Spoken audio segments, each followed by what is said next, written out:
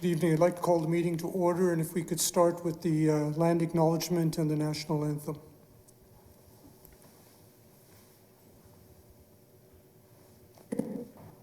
To acknowledge that we are here today on the traditional territory of the Mississaugas of the Credit First Nation. Nous tenons à reconnaître que nous sommes sur le territoire traditionnel des Mississaugas de la Première Nation de Credit. Oh, Canada.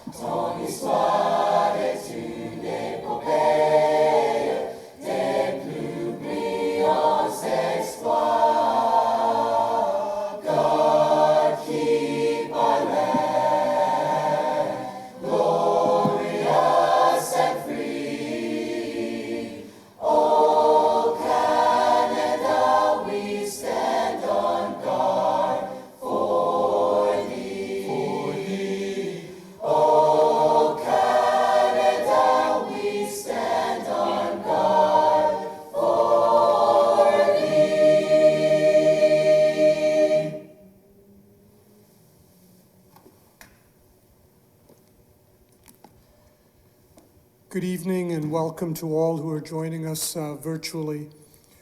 For those who do not know me, my name is Bruce Rodriguez and I am the supervisor assigned to the board by the Minister of Education.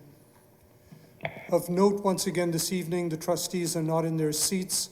However, they have been at the center of fielding questions on the topic for our agenda this evening from many of their constituents. So this evening, I will facilitate a process of providing them an opportunity to ask questions of staff pertinent to what they have heard in their wards. Let me begin the meeting by introducing our new Interim Director of Education and Secretary for the Peel Board, Ms. Colleen Russell-Rollins. This is Ms. Russell-Rollins' first meeting with the Peel Board, and we are delighted to have her at the helm. Ms. Russell-Rollins has joined us from the TDSB. She has held a variety of roles in education, including teacher, principal, consultant, and superintendent. As an associate director, she and her team were focused on ending various forms of streaming by improving early literacy and improving access to academic pathways. In addition to responsibilities for professional learning and equity, anti-racism and anti-oppression, recently, Ms. Russell-Rollins developed a proposal to establish the Center of Excellence for Black Student Achievement at TDSB, the first of its kind in Canada. She values the collaboration of working with staff and has started off admirably by meeting with as many staff as possible. Russell-Rollins has established respectful and trusting relationships with the Parent Involvement Committee and the Black Student Achievement Community Advisory Committee, where she served as the staff lead in 2018. She has also served as the president of the Ontario Supervisory Officers Association and most recently was recognized as one of the 100 Accomplished Black Women in Canada 2020. Perhaps most noteworthy is her unqualified love for the children and students she serves and her commitment to student achievement and well-being. We are extremely delighted to have Colleen leading Peel at this important juncture of our history. So welcome, Colleen. And once again, a huge thank you to AD Jaspal Gill, who so willingly served as our temporary interim director. Colleen, would you like to say a few words?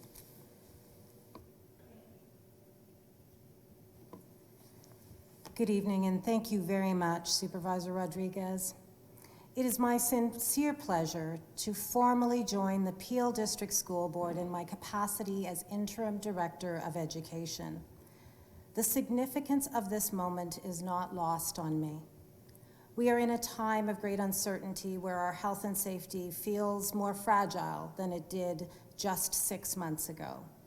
It's critical for us all to work together to ensure that we remain safe, connected, and can experience success. It's also a moment that holds promise of a better future, where every student, staff, and family has what they need in order to succeed.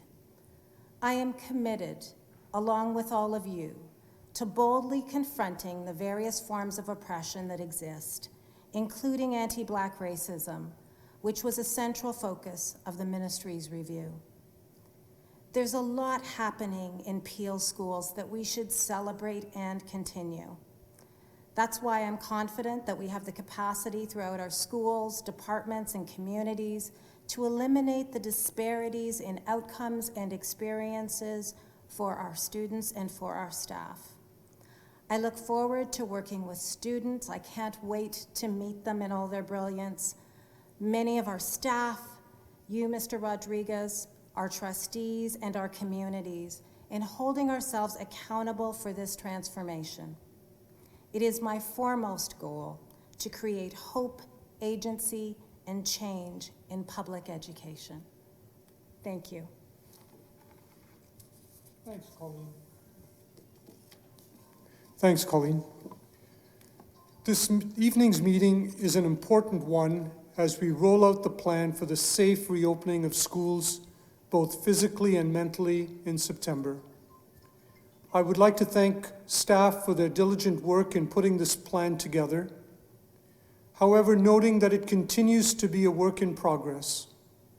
So we ask all to follow along this evening and in the coming days on our website as we finalize our plans, taking into consideration all of your input, as well as the input of government, Peel Health, and other experts who continue to inform us. Also, I ask that you bear with us as we work through the technology to facilitate trustees asking questions online.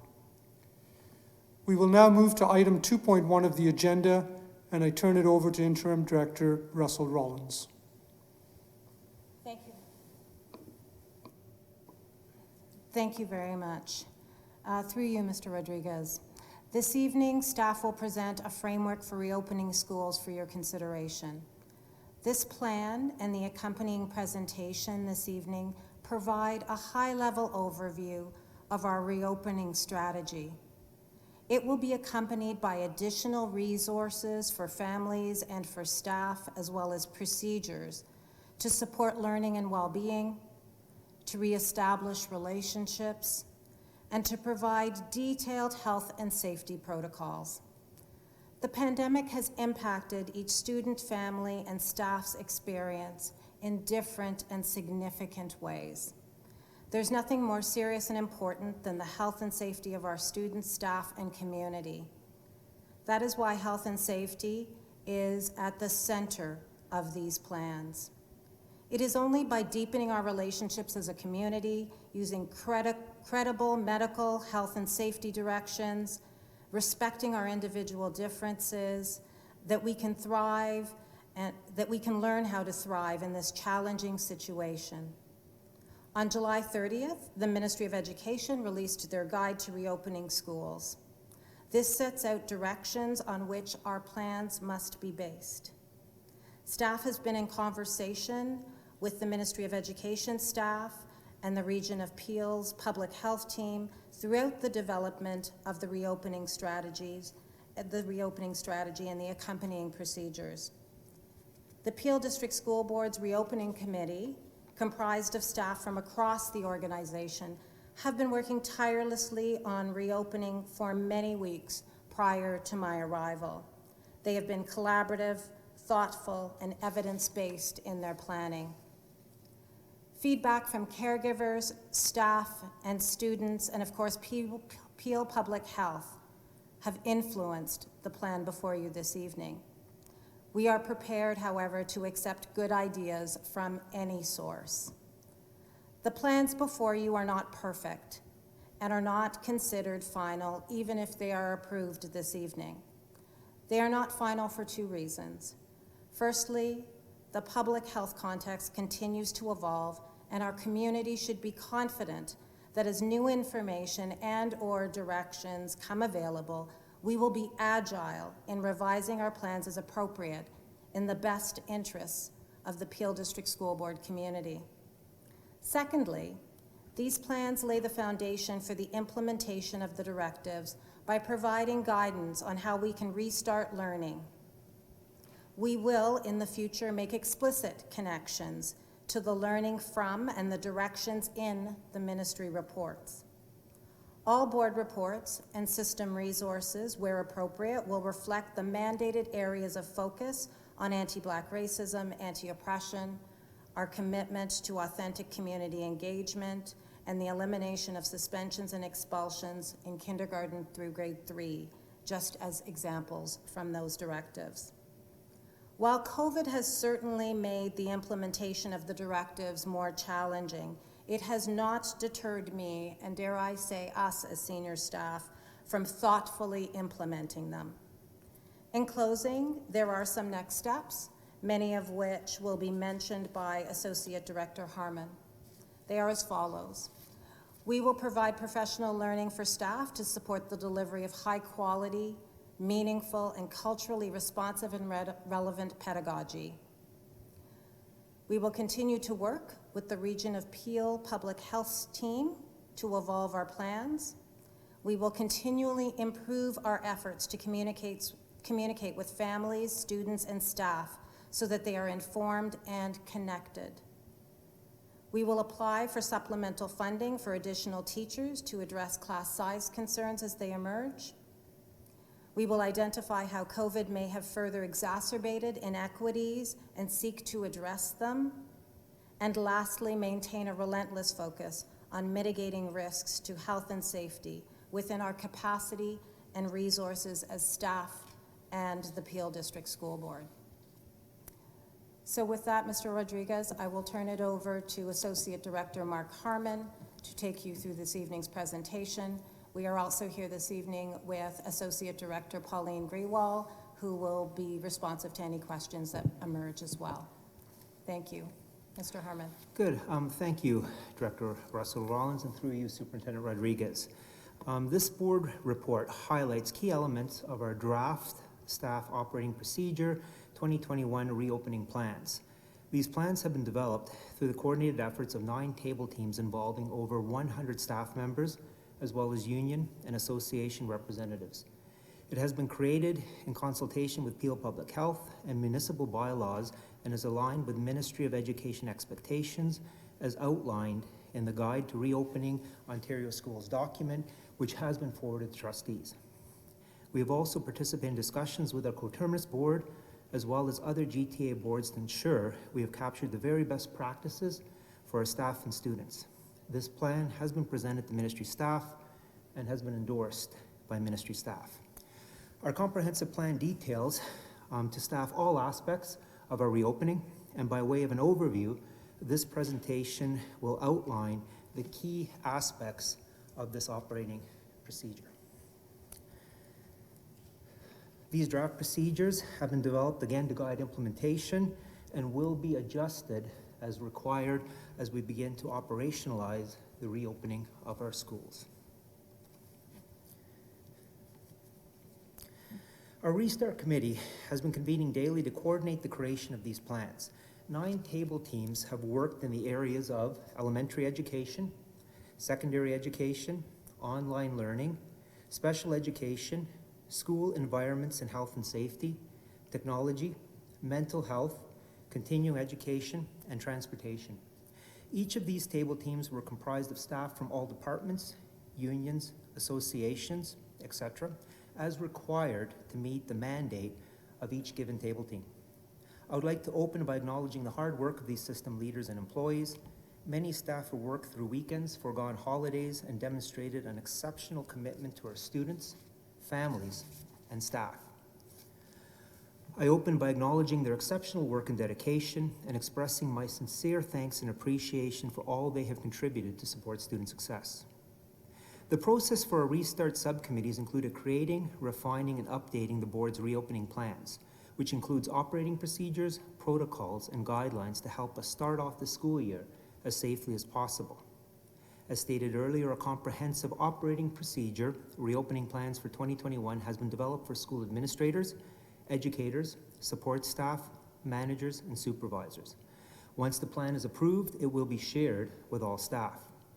This OP is a 100-plus page document that provides information and guidance on enhanced health and safety measures, elementary and secondary routines and considerations, special education, childcare, transportation, the board's full distance learning model, cleaning protocols, workplace accommodations, mental health and well-being supports for administrative offices and on-school sites, our procedures around adult and continuing education, as well as alternative programs. This document provides detailed information for staff and is being shared with numerous other boards at their request.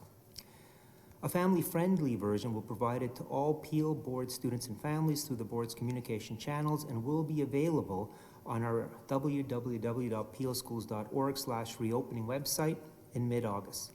This document will provide detailed information to all of our families that mirrors the staff operating procedure.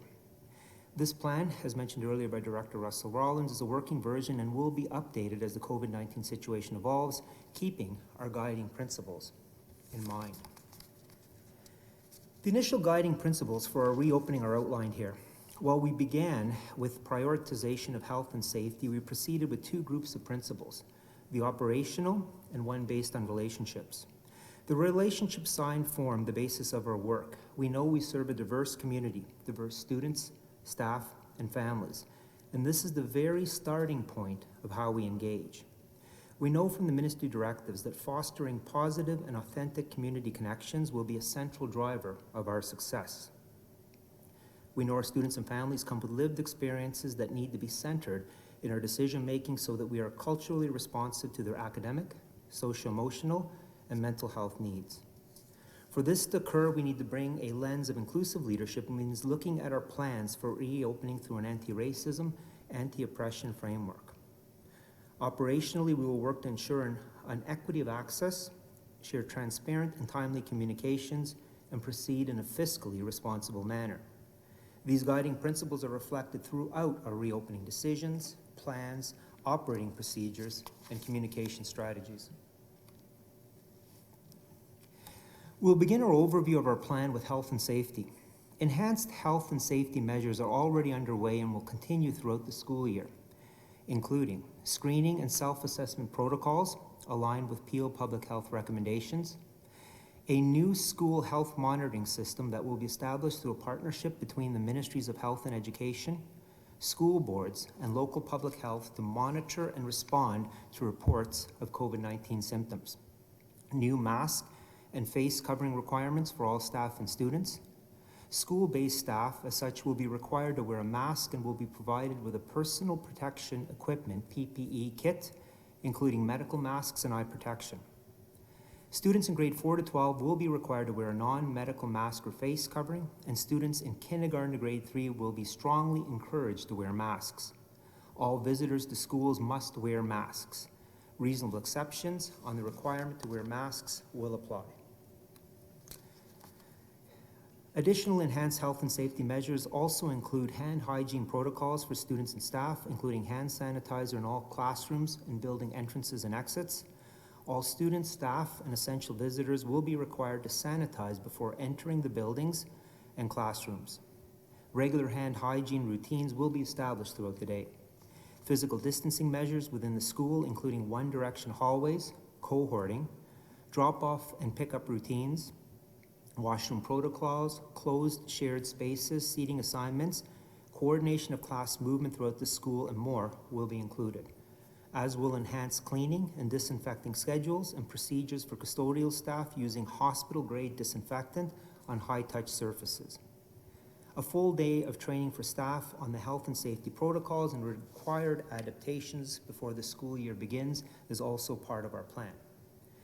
We are also including health and safety measures for before and after school programs, which are run from our buildings.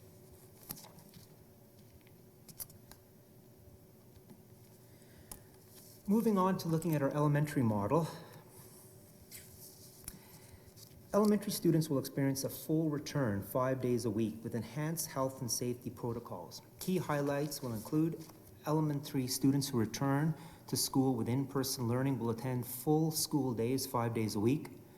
All elementary students with special education needs will also have the option to return to school for full in-person instruction. Students will remain with their class to limit interactions with other students, including during lunch and recess. In most cases, elementary school schedules, including start and end times, will remain the same as in previous years. The total instructional time for students and teachers will be 300 minutes daily. Teachers will receive 240 minutes of planning time within a 5-day schedule, as per their collective agreement, and a 40-minute uninterrupted lunch each day. School educators who are conducting in-person teaching will not provide distance learning instruction to elementary students. This will be delivered by another group of Peel District School Board educators.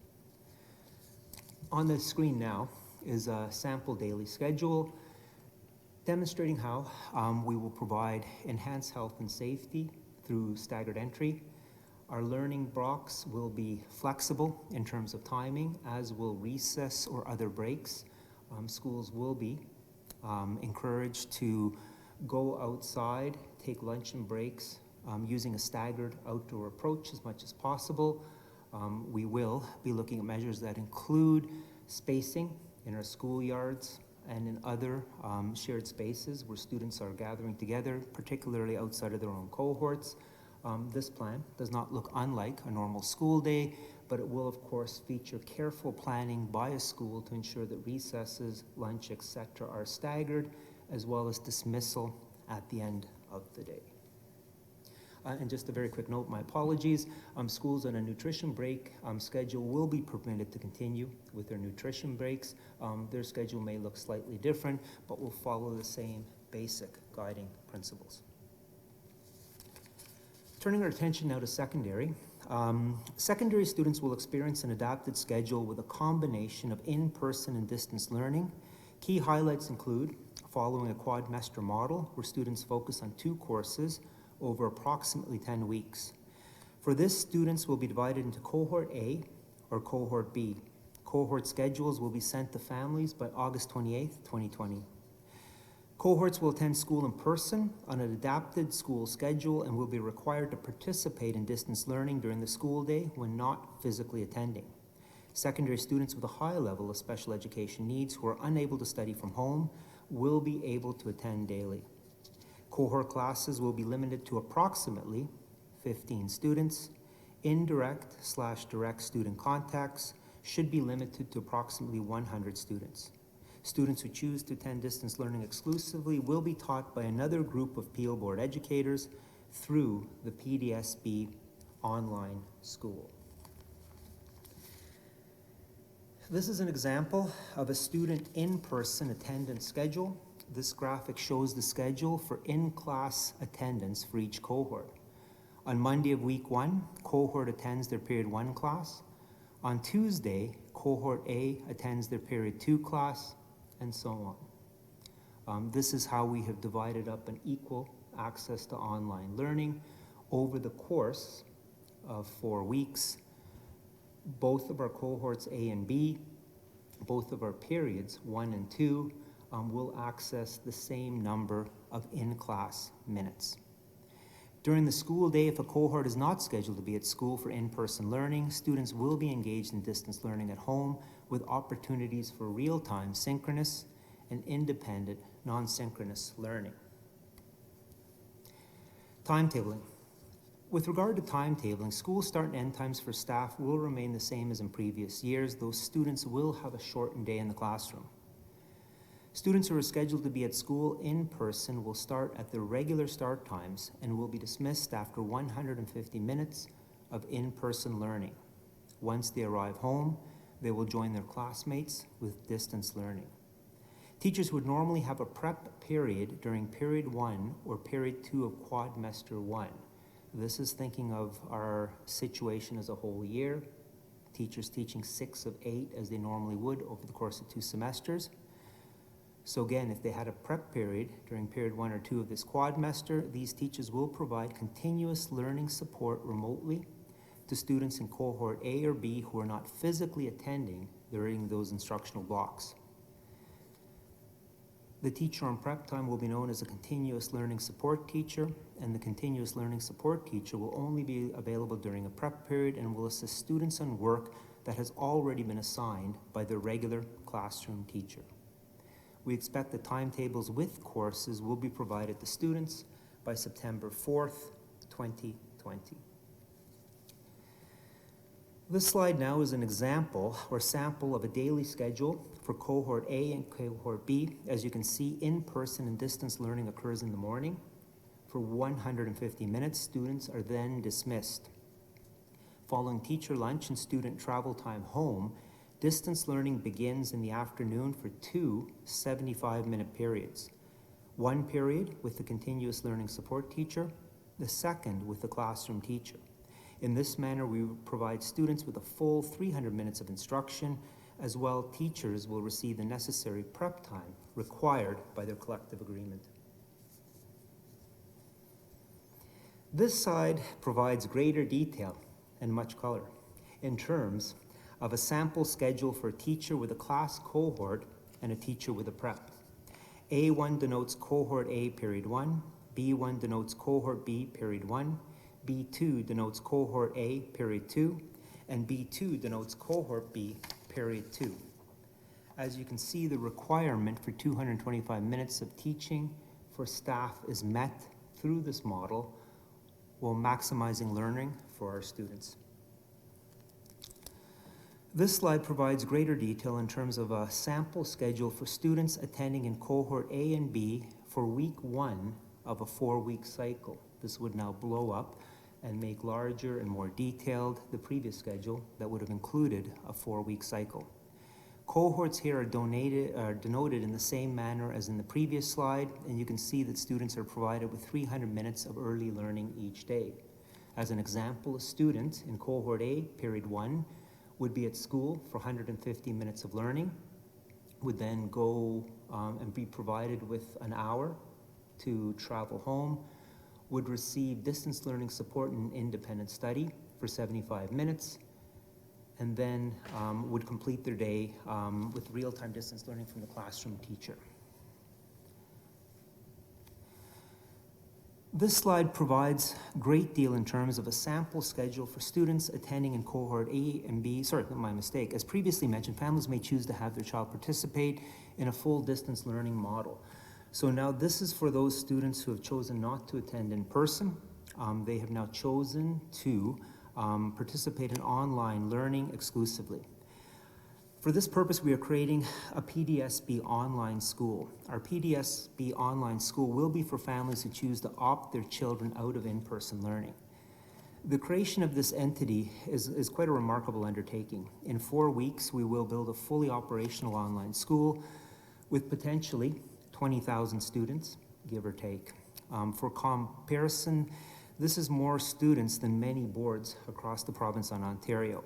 And we are creating this from scratch as we await ministry direction in the form of a detailed PPM. This model will offer as much of the full Ontario curriculum for all grade levels as we can through structured synchronous and asynchronous learning. Instruction will be delivered by Peel Board educators, but not necessarily by staff assigned to the student's home school or class. Each student will be assigned a class taught by a qualified teacher who they and parents and caregivers can connect with directly. All students will receive a report card, as they would if they attended school in person. They will be evaluated as per curriculum requirements. This also applies to progress reports, the kindergarten communication of learning initial observations, and the kindergarten communication of learning report. In terms of equity of access, some PDSB families already have access to a board-provided device or internet connection that they received in the spring of 2020. We continue to explore options to help students who don't have access to a device. Further details on this model will be provided in a new separate operating procedure, again, as we await ministry direction in the form of a PPM that is expected soon. In order to meet the needs of our system during a remarkably challenging time, student pre-registration is currently underway. To help us plan for September, we've asked all families to pre-register their children to indicate their intention to return to in-person learning, elementary only, return to an adapted model of in-person and distance learning, secondary only, or return to full distance learning from home, elementary and secondary, as well as any transportation needs, if any. The intention return forms were emailed on August 7, 2020. The form will close at noon on August 17, 2020. Families can edit their submission up until this date, and in addition, we will work with individual families, as always, to ensure we are delivering our very best programming. We will continue to provide as many confirmed details as possible to families leading up to this deadline so they can make as informed a decision as possible. I know that our communication teams has been liaising with our table teams to build a remarkable suite of information and resources. Some have already been released. More are scheduled to be released tomorrow and in the coming days. With regard to changing learning models, in elementary students may switch from distance learning to in-person learning at key entry points throughout the school year. Families may opt out of in-person learning as well through some timelines to be established. A process will be developed soon to facilitate these transitions. In secondary students may switch from distance learning to the adaptive learning model up until the end of the first week of school. After that, if students have selected full distance learning, they will remain in the PDSB online school for the duration of the quadmester. If students choose to attend school in person, would like to switch to the PDSB online model, they may be able to do so as long as the course is offered, and the school will work with students to facilitate this process. And of course, it is important that the course in question is offered online. For all grades, the student's educator will not be the same in person and in the full distance learning model.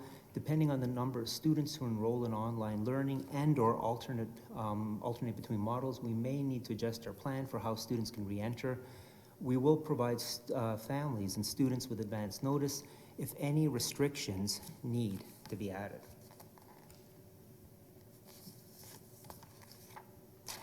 Staff have identified, in terms of budget, now moving on to budget, staff have identified the following reopening related items which will require additional funding. These would include transportation, our PDSB online school, the cost of enhanced cleaning, and the provision of PPE. Staff continue to evaluate the additional costs which may be associated with these items. Some qualify or may qualify for additional provincial funding.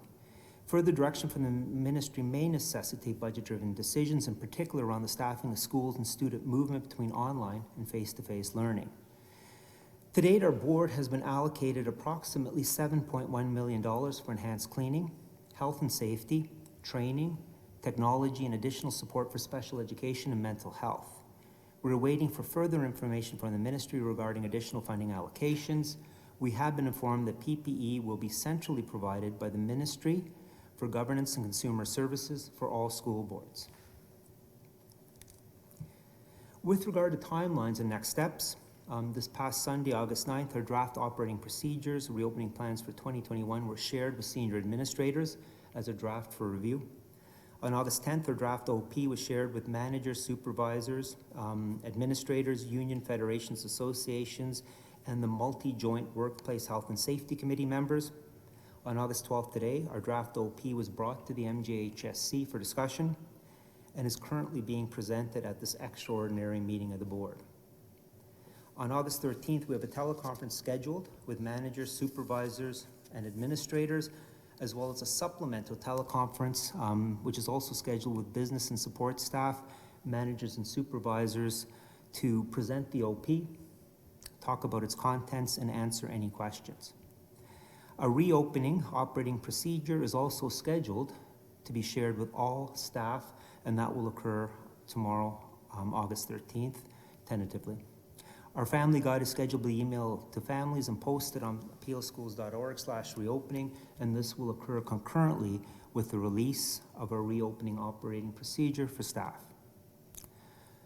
So Supervisor Rodriguez, this presents a high-level overview of our reopening plans. Again, I cannot express enough my sincere appreciation for the hard work and sacrifice of our staff to support the safe reopening of our schools. As this OP is operationalized in the coming weeks, we will require all of our staff to continue their excellence in support of our students, families, and staff. I have every confidence this will be achieved. I am happy, along with our team, to take any questions. Thank you, A.D. Harmon, for that presentation.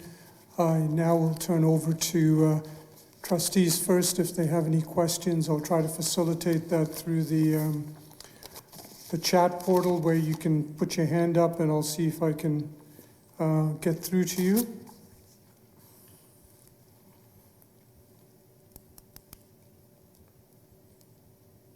Are there any questions from trustees?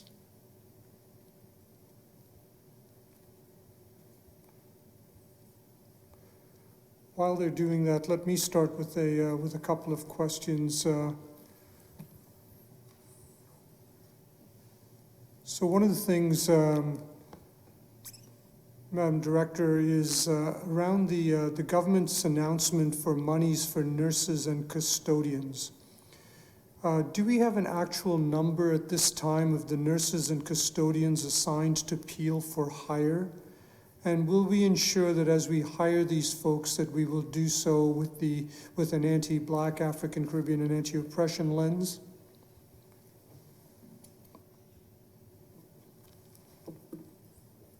Through you, Mr. Rodriguez, I will begin, and then I will ask Associate Director Mark Harmon to speak to the specifics. It is our intent moving forward that all of our positions will be hired with a commitment to employment equity, as well as a commitment to serving the lived experiences of all of our students.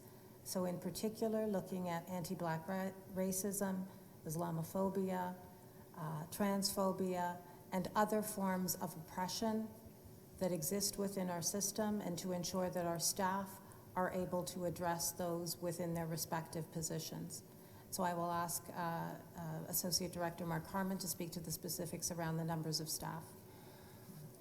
Thank you. Through you, Supervisor Rodriguez. And again, I would echo Director Russell Rollins' comments around our commitment to employ with equity. I will move on to address numbers. At this point in time, we have not settled on the number of nurses, but I believe that we are looking at approximately $3.9 million for the hiring of custodians. That will translate to approximately 55 additional custodians at this point in time. We'll be happy to take away the request around nurses. My understanding is we're still waiting for some details to come in around that, but I will be happy to bring that to a future meeting. Thank you, A.D. Harmon. Supplementary to that is, do we have any sense as to what the nurses will be doing? Has that been provided by the ministry or anyone else? Through you, Supervisor Rodriguez. No, that is part of what we are waiting for. Basically, the information we have at present is what would have been contained in the B memo, as well as the initial announcement. We are awaiting further details. Any questions? We have a question from Trustee Davis. Trustee, just go to the microphone.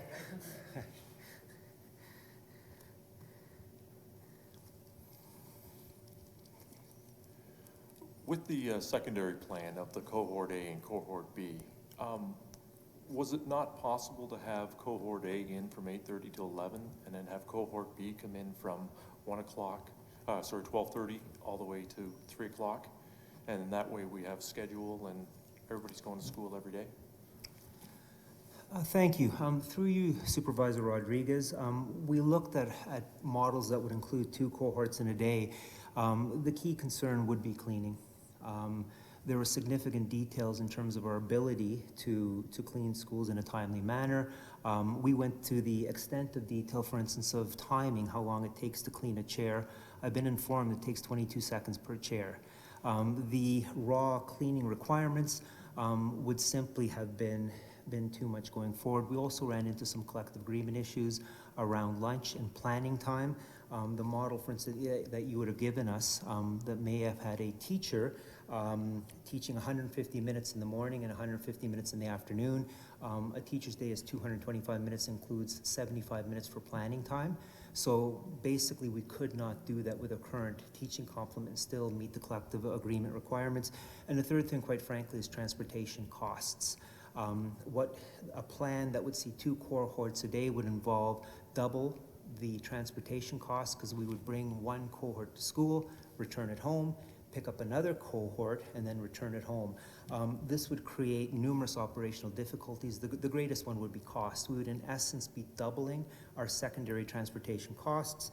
In addition to that, we are going to face some difficulties with our transportation providers around having enough staff to man buses, drive buses. We're aware of those challenges, and we have an excellent transportation staff at Stopper, headed by Wendy Dobson. We've been advised that any such plan would have been overwhelming for our transportation capacities or capabilities at this point in time. Thank you. Trustee McDonald has a question.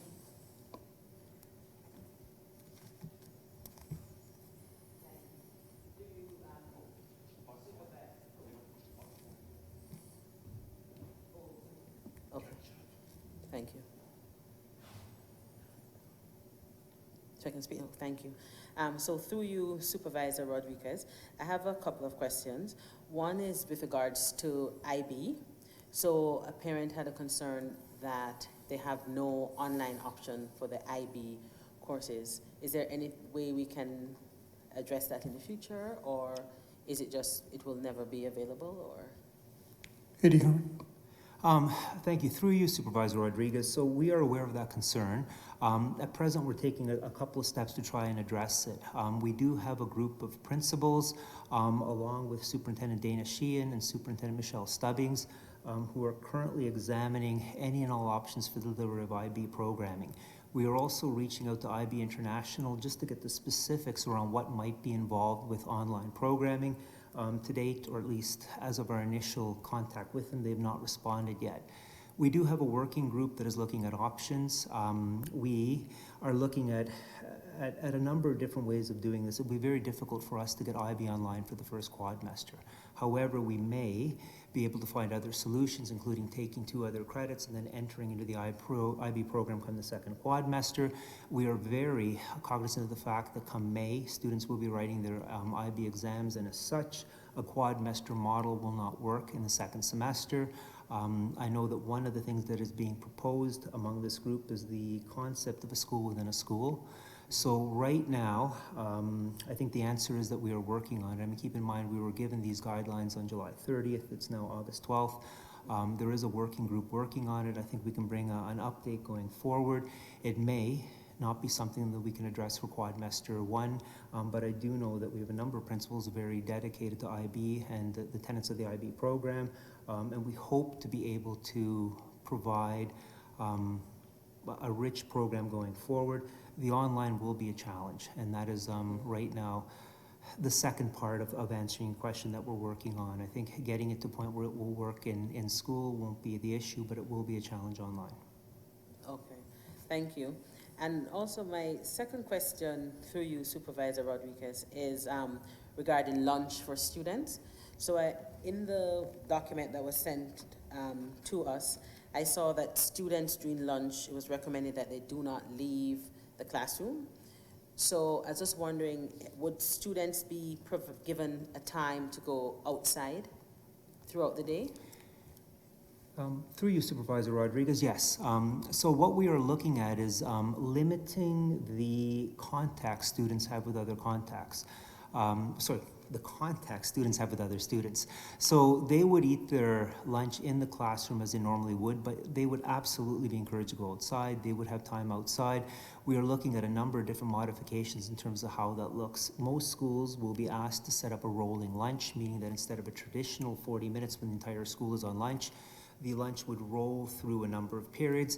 That will be in order to lessen the number of kids outside. It would also help us with something such as lunchroom supervisors. Instead of requiring 10 supervisors, for instance, for one 40-minute period, we can spread a smaller number of supervisors, perhaps 4 is a number I throw out there, over a number of different periods, and again, lunch periods, again, lessening the number of people who are in the building having contact with our students. But no, definitely to answer the question, lunch outside, regular recesses, breaks outside will be encouraged going forward and will be part of a plan. The difference will be we will have to stagger and roll them throughout the day to lessen the number of students who are outside at one time.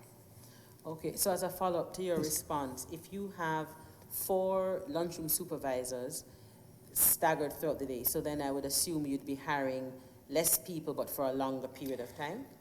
Yes, that would be one of the things, and keep in mind, we are going to be giving advice and guidelines to our schools tomorrow during a teleconference and supporting them through our superintendents of education.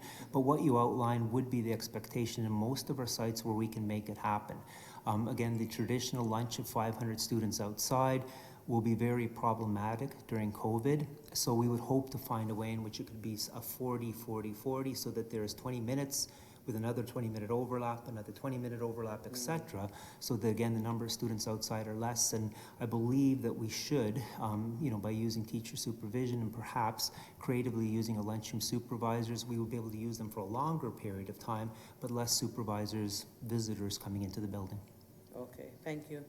So I have another question with regard... Trustee, if we can just get the others and then I'll come back to you. Okay, There's sure. a few questions, so thank you. No Yeah. problem. The other trustees, I do have you on a list here, and I've seen your the chat. So if we could start with Trustee Brad McDonald, please, if you could unmute yourself and ask your question.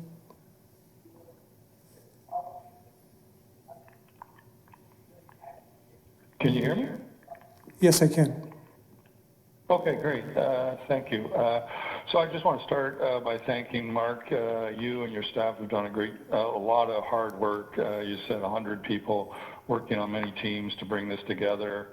I know you're working lots of overtime, not taking vacations, so I just can't thank you for all this work that you're doing. So first of all, I'm getting emails from a lot of parents concerned about this 17th. They feel this due date on Friday is, the 17th Monday, is a little soon, and wondering if they can move it later because they need to read everything and see the plan that we're talking about and figure out where to go from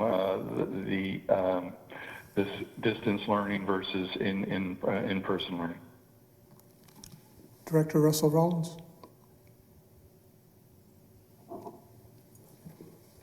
Through you, Mr. Rodriguez, I would ask Mr. Herman to respond. Thank you for that. Through you, Supervisor Rodriguez. So the challenge that we face is that the collection of the number of students is going to drive a number of decisions going forward. Most relevant to that would be our staffing. We will have to see where it is that we will require staff in schools or within our online model. I know that in terms of trying to get that process going forward, understanding when we can and cannot grant accommodations and go forward with the hiring of LTOs, etc., we have dates as early as next Tuesday where those decisions have to be made. That makes it very important for us to get our student data in. The Monday noon deadline means that schools will have the information kind of by the middle of next week, which I understand, again, is challenging for families, but when you begin to look at the sheer magnitude of what needs to happen, we have to create cohorts through transportation, we have to coordinate busing, we're looking at trying to coordinate our cohorts with our elementary bus routes as well.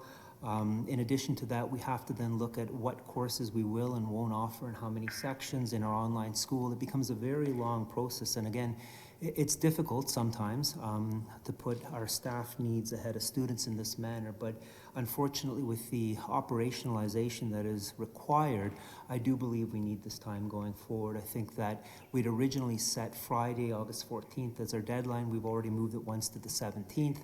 I will commit to having a conversation with our operations committee about this. I don't know that in terms of the timelines we currently have that it will work for us to do anything different. There's a lot that needs to happen in a very short period of time. But again, I will commit to reviewing that. What I will also commit to, Brad, is that we will, and we have, as of about an hour ago, sent some additional information out, including a very lengthy 10-page FAQ document. I would direct any parents to have a look at that new information. We will also have our student handbook, which I referenced earlier in my presentation, available tomorrow. It is lengthy, it is detailed, it provides 64 pages of information. I believe that what parents require will be in their hands by tomorrow night, August 13th. That will then give them Friday, Saturday, Sunday, and part of Monday to make their decision. We hope that this additional information will be a benefit to them and will allow them to make the right decision.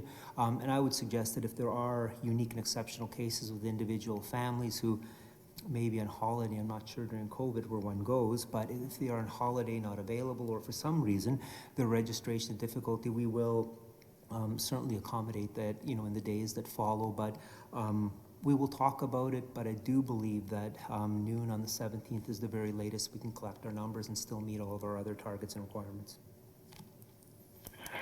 Yeah, I'd like to thank you, Superintendent Harmon, and through you, Supervisor, I'd like to ask another question. Yep, if this is a follow-up.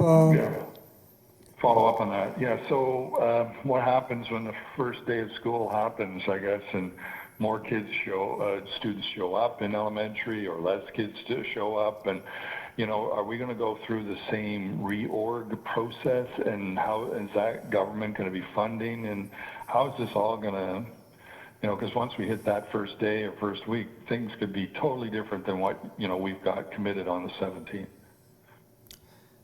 So thank you. Through you, Supervisor Rodriguez. Well, we're very, very aware of the risks that may come with that. Our contingency at this point in time is to proceed with our regular reorganization timelines. We have built timelines in until the end of the first week of school for both our elementary and secondary school students to make any decisions they need to make, or reverse any decisions they may have made. So we are building a little bit of flexibility into the first week of school. We are planning on proceeding in elementary with our regular reorganization timelines, and secondary for the most part as well. We will need to be in compliance with ministry class sizes, so we do have a plan for that. It will be a very interesting year because we do have our first deadlines, which will be that first week of September when we make adjustments. We will reorganize our schools into an online and an in-person format. We may, and we are, I guess, committing to additional windows throughout the school year. So there will be opportunities, as I referenced earlier, for students to move back and forth in secondary. After September 11th to Friday, the next available window would be in and around November 16th, and I believe our deadline for that quadmester to begin quadmester 2 will be November 20th. The reality is we may face a minor reorganization at that point in time. So what may happen this year is our traditional organization to meet ministry requirements, submit our reports. We may then have to reorganize in November to make our class sizes work and accommodate our requirements for online and in-person. And then we may have to, at the end of quadmester 2, do the same process in February. The good news is this is not an experience or a problem that's unique to us. We are on a call with GTA boards every Tuesday, Thursday. We are talking about how to lessen this and mitigate it. But the reality is that we are prepared for different numbers than we expected showing up the first week of school. We do have a process and timelines in place for that. We will reorganize, but I do want to give the caveat that unlike past years, we may face additional minor reorganizations, again, to meet the best needs of our students. Thank you. And through you, Supervisor, one final question. I'll come back to you, Trustee, if that's okay. Okay, thank you. Thanks. Trustee Marchand? Thank you, Mr. Supervisor. Actually, my questions have been asked and answered already through the other two, so thank you. Thanks, Trustee. Trustee Green?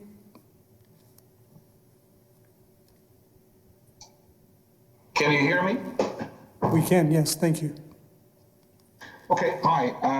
Through you, Supervisor Rodriguez.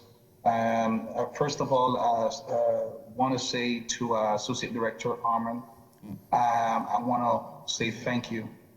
Thank you to you, the staff, each and every one that works so diligently to put this plan together. I personally had a little glimpse firsthand, the long hours that been put in, getting this plan together and the work. So please convey my appreciation to the staff, and getting this plan together. My first question, Mark, I wanted to ask, you talk about this 10-page document that went out this afternoon. Does that include anything to do with French Emerge in that plan for parents to understand what's going to happen with their French Emerge class? Thank you. Through you, Supervisor Rodriguez. I believe we do have, and I will ask one of our communication staff to send me a very quick text confirming. I do believe we have that in our FAQ document. I do know that we will be accommodating French immersion in our online school. That will be part of our planning, and we will be continuing with those students who are currently in an FI program, continuing an FI program. So I do know that that is in our operating procedure. Okay, thank you very much. Follow-up to that one, Supervisor Rodriguez. So with that said, how about parents from the elementary who are going to want to ensure that their kids are having face-to-face teaching? Because I receive a number of calls, especially from parents attending Agnes Taylor French immersion program, about their kids already struggling in French. So, and then they've been online for quite some time. They didn't do too well. So they're wanting their kids to having that person-to-person contact. But at the same time, they are worried about the distance in the classroom with so much kids in the classroom. Is there anything in that plan to assure parents how students will be safely distant from each other to make sure that parents can send their kids out comfortable without any concerns? Thank you. Through you, Supervisor Rodriguez, I'll circle back and I will confirm from our communication staff that yes, the answer to the previous question is that FI is in the FAQ documents and it will also be in the reopening plans that are shared tomorrow. So I will confirm that from our communication staff. Thank you, Director Pereira. So in terms of our plan for face-to-face learning, a significant portion of our operating procedure focuses on health and safety. We have a number of recommendations that have come from Peel Public Health. We do await an additional document we believe is coming from the ministry, which will give us a PPM around health and safety. We will certainly implement all aspects of that going forward as well. Our schools will look very different, Vice Chair Green, as we head into the new year. We will have directional arrows in hallways. We will obviously not have access to lockers. We will have shared spaces that are closed. We will be keeping students in classrooms. Teachers will be bringing program to them instead of teachers leaving classrooms to go to program. We will have hand sanitizer available. You've seen in my report that for grades 4 to 12 students will have masks. I could go on. There's a number of other health and safety measures that are in place. They are ones that would be practiced by schools across the province and certainly have been reviewed by Peel Public Health. They represent the very best that we can provide students in the in-school setting. So to answer your question in short, we are, again, focusing on health and safety. You did hear Director Russell Rollins stress that at the very beginning of her address, and I will repeat it here once again, that the health and safety of our staff and students is foremost, and the section in the OP is lengthy, it is detailed, it is supported by Peel Public Health, and we will include any and all relevant information that comes from the ministry and adjust our best practices going forward. I do believe our schools will be safe in September. Thank you. Supervisor Rodriguez, I got two more questions, but I'll just ask one and then come back. I'll hold you on that, Trustee Green. I'll come back to you. Okay. Trustee Cameron. Right,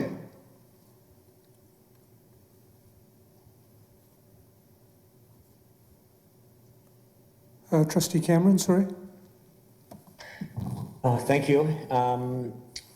I have many questions, and so I will ask until you tell me to wait, and I'll wait my turn after that. If you could start with the first two, and then we'll move on, and then we'll come back to you. Sure. Thank you. So through you, Supervisor, there under the topic of fear, I've received many email from constituents in the Caledon area who are not happy with the class size and are asking if there's anything that can be done, including something like using unused financial resources to reduce class size, to hire additional teachers, particularly in the elementary years. Through you, Supervisor Rodriguez, thank you for that question, Trustee Cameron. The decision, obviously, to use financial reserves would not be that of our operational staff. That would be something that would be discussed at the trustee level. At this point in time, I do know that there are other boards that had discussions about adding additional classes. I don't know that that is something that we are at this point considering. The decision to make smaller classes would, of course, translate into additional teachers. And again, the question would become how many of those additional classes to establish, how to pay for them, and go forward from there. I guess the answer to my question is that were financial resources made available, perhaps by the province, etc., one would, and this board could hypothetically participate in that. We could make smaller classes. Finding space would be very difficult in Caledon. I believe, we would have community centers, etc. I think it would be more difficult in parts of Brampton and Mississauga. The other additional part then becomes hiring additional teachers, yes.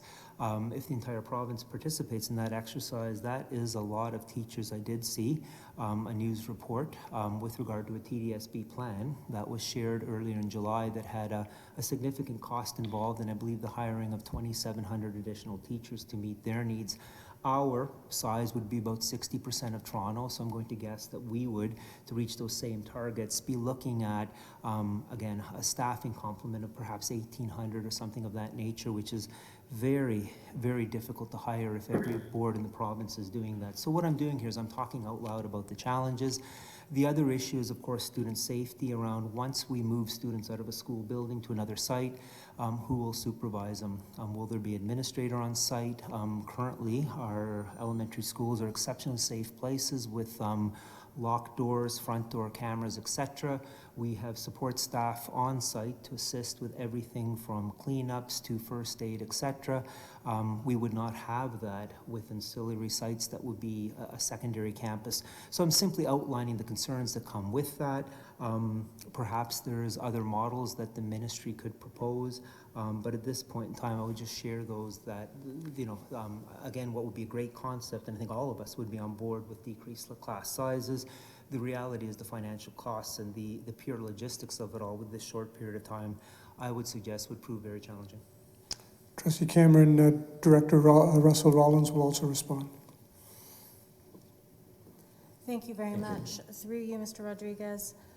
Certainly, as Associate Director Mark Harmon has stated, there are a number of factors that go into our consideration of hiring additional teachers to lower class sizes. We have heard strongly from many families across the Peel District School Board who are worried about the number of students that will appear in our elementary classes in the fall. The fact is, at this moment, we do not actually know how many of our students will be in each classroom. That is the first piece of information that I think is really pivotal to any further decision making on our part with regards to allocating additional resources for teachers. We also have to consider the factors named such as space, our ability to recruit sufficiently, the distribution of teachers across online options and in-person options at the elementary and secondary level, as well as other cost pressures. As stated in my opening remarks prior to the presentation, I believe that we will apply for supplementary teachers to the Ministry of Education. And then if staff determine that there is a requirement for additional resources for any aspect of opening our schools safely, we will come back to the supervisor and ask for additional resources and talk about how we are going to utilize our budget to meet those needs. Trustee Cameron, your second question.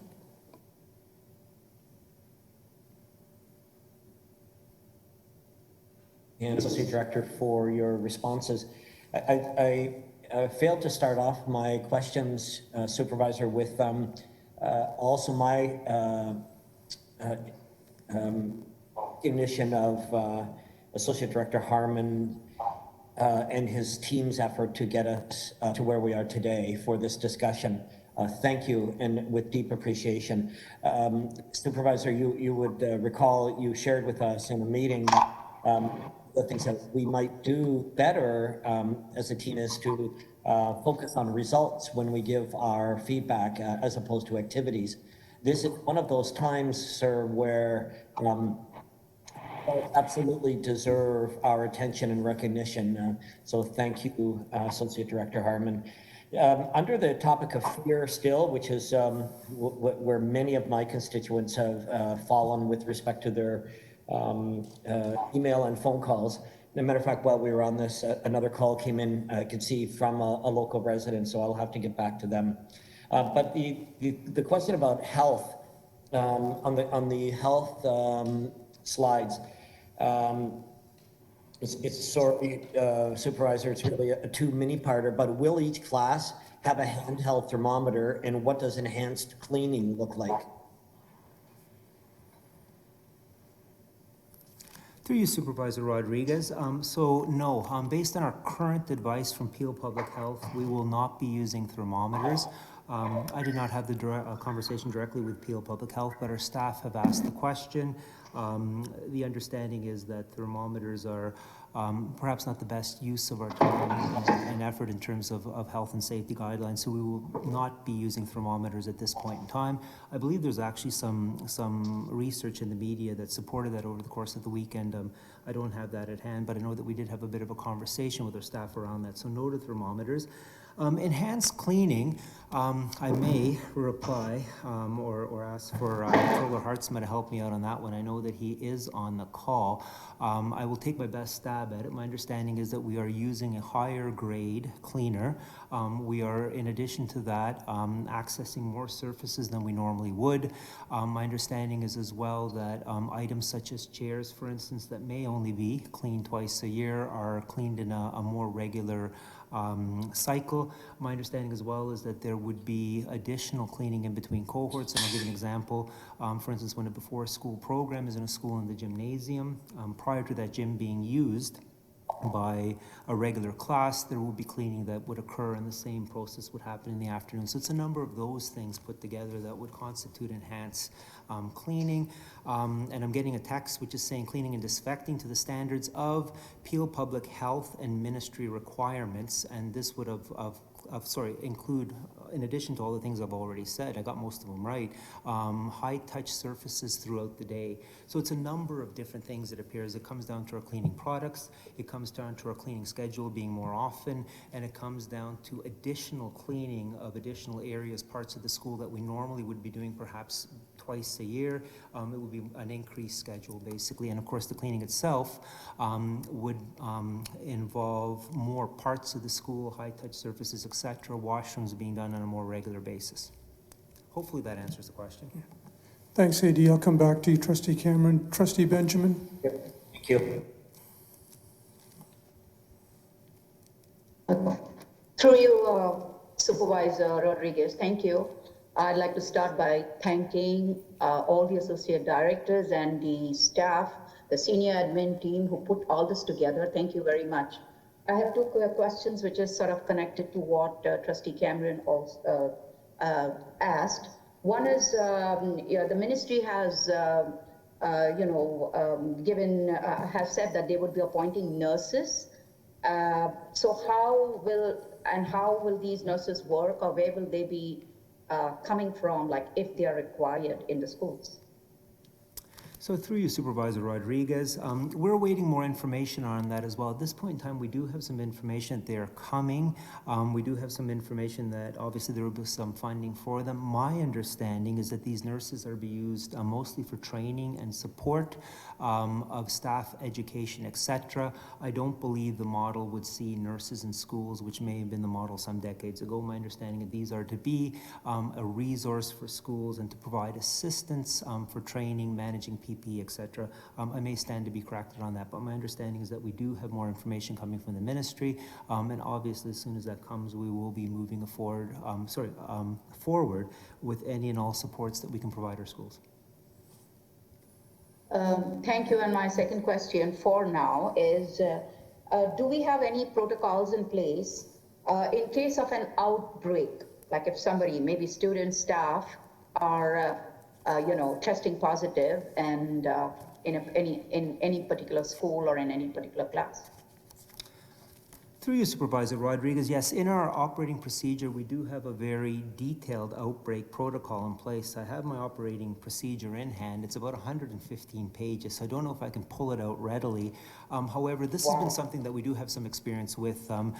During the spring, we did provide some access to schools. We did have a situation with positive cases, for instance, at one of our secondary schools. To some degree, I don't know whether we're fortunate or unfortunate, we do have experience with dealing with an outbreak. We have a very good process in place with Peel Public Health. And in addition to that, the ministry has given us an outline around how to deal with an outbreak. You did see my presentation. I referenced the fact that there is a protocol in place that has been developed between the Ministry of Education and Ministry of Health. We are following that. We have that in place. We have reporting procedures in place. We will proceed with any deep cleaning and or cohorts that are assigned to home, etc. So it is in our operating procedure. We do have some experience with it from the spring. If it is something that evolves over the course of this school year, we will obviously change and adapt. But I would suggest, Trustee Benjamin, thank you for asking this. This is one of the key things that I think we have to get right, and we're committing to doing that.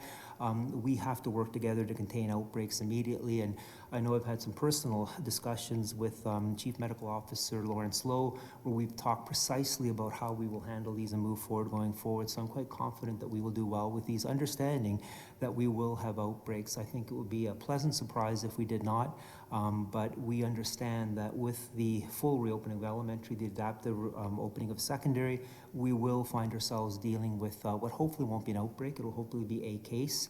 But we are fully prepared to deal with that. And part of our training on September 1st for all staff, a full day health and safety training as mandated in the guideline, will include speaking to staff about this. Okay, thank you. But is it available on the board, on the website somewhere? So if a parent asks me, I can say, okay, go to this site, go to this place, and you'll get it. Director Russell Rollins. Through you, Mr. Rodriguez, we will ensure that our outbreak protocol is available and easily accessible to families and to staff. Thank you. Trustee Sohi.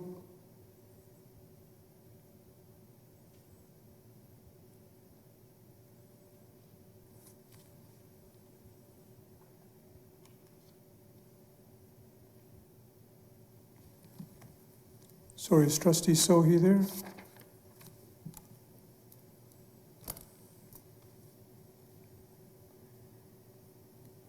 Okay, we'll try and come back to you. Trustee McDonald, if you have another question.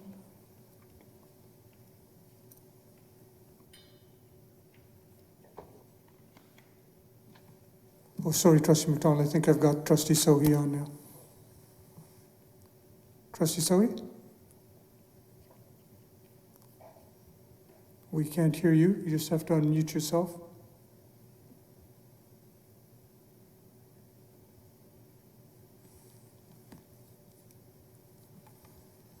Oh, I think we've lost her. Sorry, go ahead.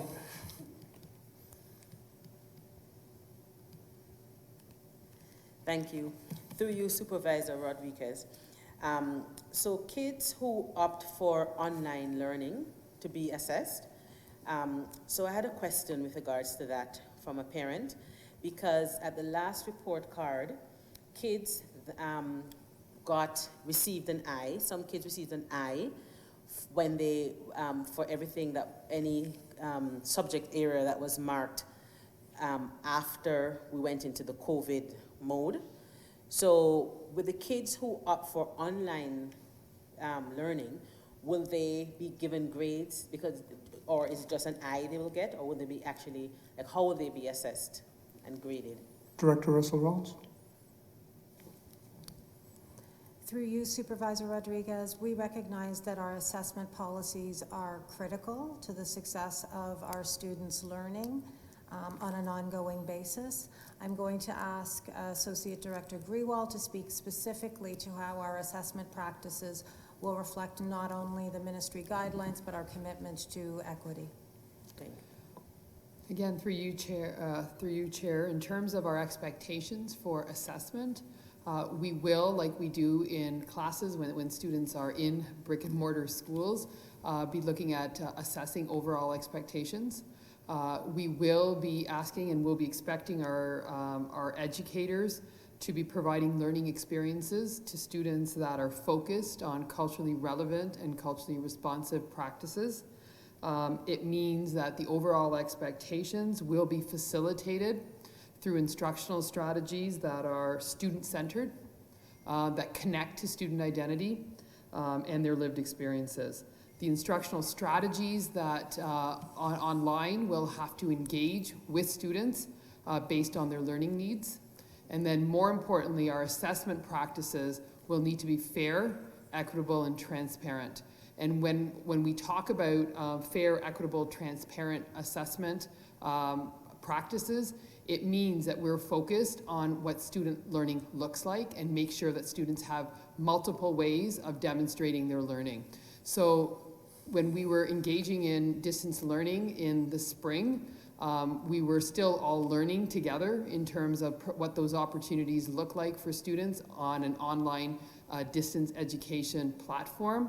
However, we are committed as we move into online learning for some students for a lengthier period of time now to ensure that our instruction, our delivery of curriculum, the learning experiences we provide, and the assessment practices that we engage in center our students and their learning needs, their needs around being able to engage in effective ways.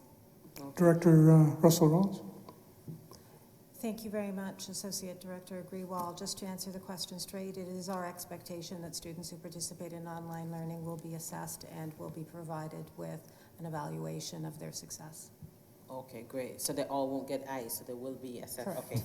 And with the, I had a parent contact me about the 100% awards. So I was, the parent's child got 100%, and they were told that this year the board was not going to be participating in 100% awards. So, and the parent assumed it was because of COVID. So going forward for the next year, are you going to be participating in the 100% awards, or will there be? Director Russell Rawls. Thank you very much.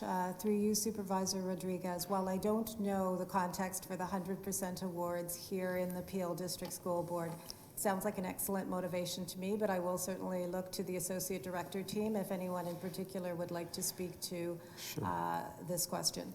Thank you. Through you, Supervisor Rodriguez, we'd have to get more information. Trustee McDonald, both myself and Associate Director Gray are unsure what 100% awards are. If you could give us more information, we'd be happy to look into that. It's not a term we're familiar with. That's, you know, the student, like you always have like 2 or 3 students that high school students that graduated with 100%. Okay. And then they usually appear in the papers, and there's usually a big, yeah. So we will have the one of the ADs get back to Trustee McDonald on that, please. Okay, thanks. And Thank I'll come you. back. Yeah. Thanks. Okay. Trustee MacDonald, Brad? Can you hear me? We can. Thank you.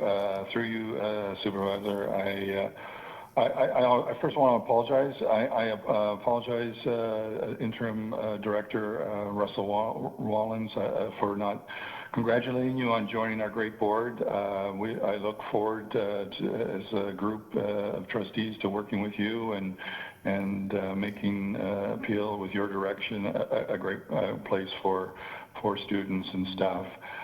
My question I got from a comment from one of my parents was, you know, we've had the presentation, which I think is fantastic. Associate Director Harmon and your team have done a great job. I think the next thing is, how do we message this? And I got a comment from a parent saying that they went to the Toronto District School Board website, the Halton website, and they found it easier to get to and much easier to read and navigate. And I understand the constraints of our website, and we've been talking about it for a long time about how to redesign it. But I think when I went to our website, there's this moving, scrolling images, and the first one is COVID, and you click into, but really I think we'll use the word, IT word, having a chiclet there to get access to this information always on one click away on the home page would be nice, and then laying that data out would be a nice for people to quickly, easily navigate and understand and get at to all this 10-page questions you're talking about, whatever we're going to release on the hazard or the report on what we have an issue at a school and if we're going to close it or not based on an outbreak. So it's just more of a comment kind of question. Director Russell-Roll. Thank you very much. Through you, Supervisor Rodriguez, communication during our reopening and as schools are reopened and our students and staff return to work and to learning is critical. So we appreciate the feedback from families with regards to the understandability of the information that we are sharing with them and their ease of access or barriers to access for this information.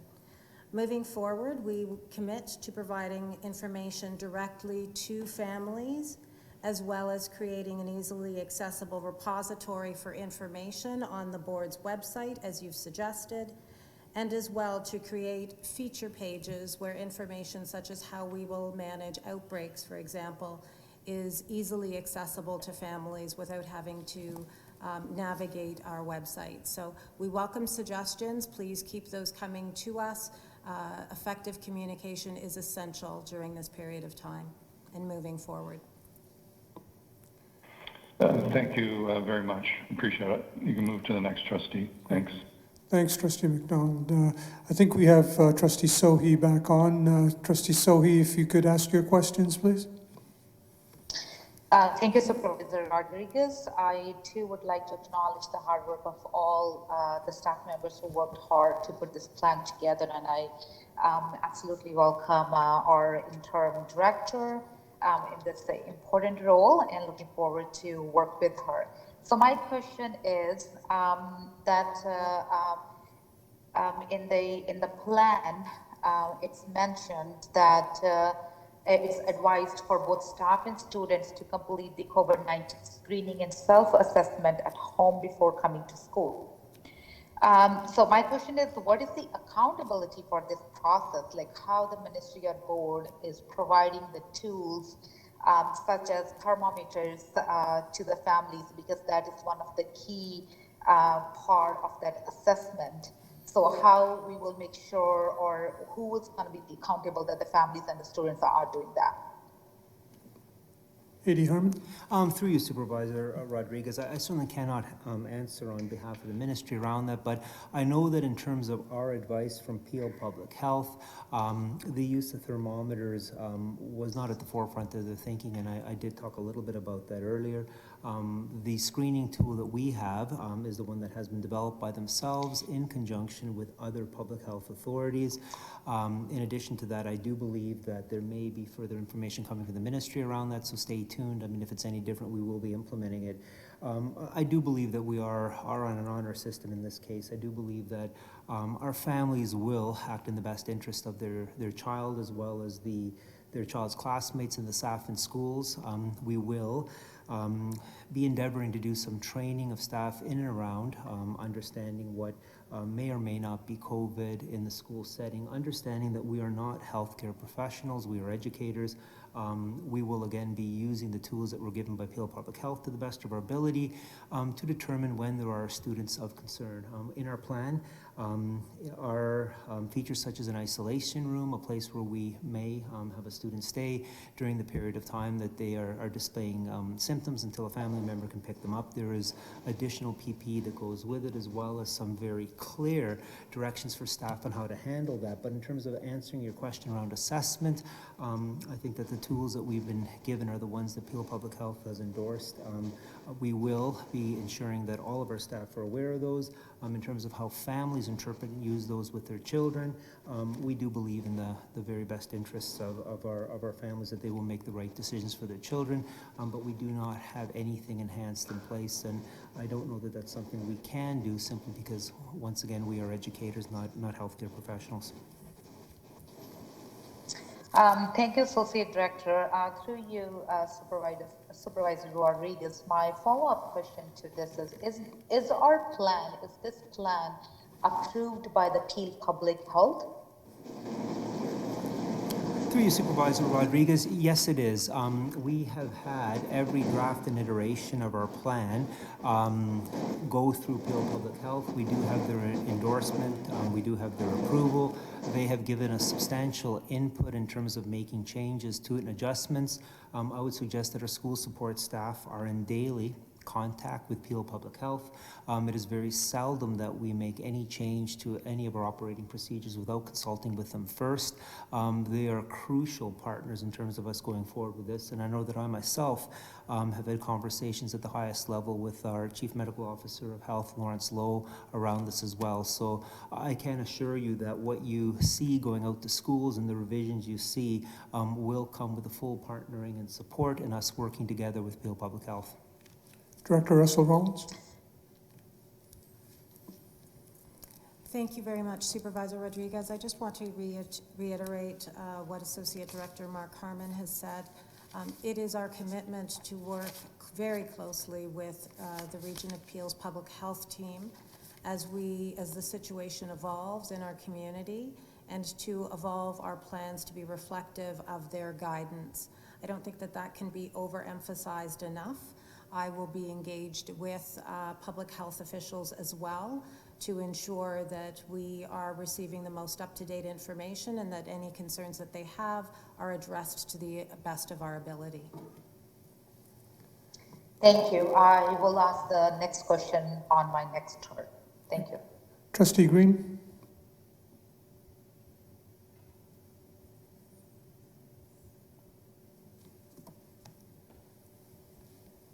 Are you hearing me, sir? Yes, we can. Thanks. Okay. All right. Thank you. All right. So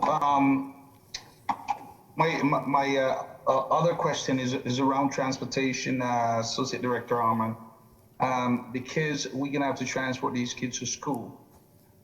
What's the plan in terms of transportation? Will the kids be will be lowering the number of kids that we put on buses?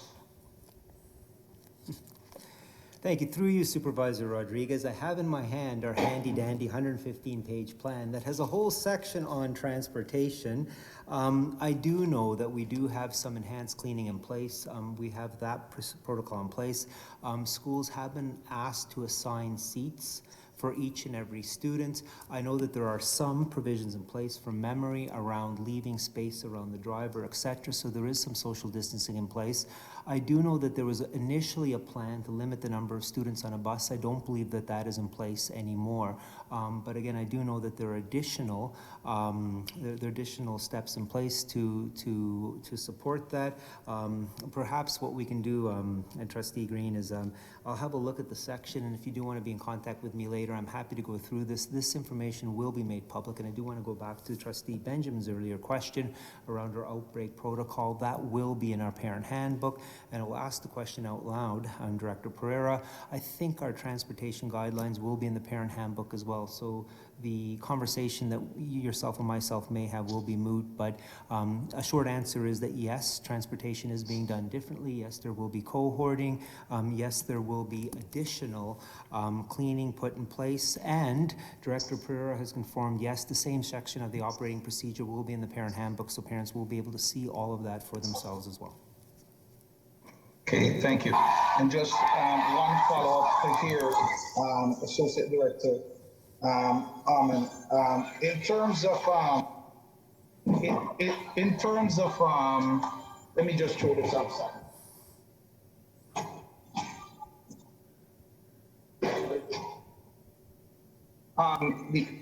We have a lot of organizations that work with us in terms of after school, before school, lunchtime program and so forth, how are we going to be working with these organizations? Are we going to still allowing before and after school program or the lunchtime mentorship program to continue? Thank you. Through you, Supervisor Rodriguez. So the answer to that question will be yes and no. We are working exceptionally hard to ensure that our before and after school programs are up and running, and I will shout out to Superintendent Shirley Ann Teal, who has worked tirelessly with our partners in that area to ensure that those programs continue. We have significant cleaning challenges around spaces because, again, quite often our space that we use is the same space that is used for learning as soon as the morning bell goes, and that provides a challenge, but we are looking at any and all options for that. In terms of lunch hour programs, those will have to be paused to start the year, and I think that the reason for that, quite frankly, is that we will be running a modified program which will be creating a fair amount of anxiety among our parents and our staff. I think that at this point in time, bringing any kind of visitors into the school while school is in session is something that we have said no to. However, I know that in my conversations with Director Russell Rollins, we've talked a great deal about the need to return to normal as soon as possible, because we do understand that this may be something that we are dealing with throughout the entire year. So I guess my answer is that for things that happen during the school day in terms of visitors, etc., the answer for now is no. It will be revisited regularly going forward, and once we feel it is safe to do so, both in terms of physically safe in terms of the virus, but also the anxiety, the mental health that comes with it, we will definitely look at doing that. In terms of before and after, we are working very hard to get those programs up and running, again, to make sure that we have those childcare provisions in place. Director Russell Rollins. Thank you. Thank you very much, Supervisor Rodriguez.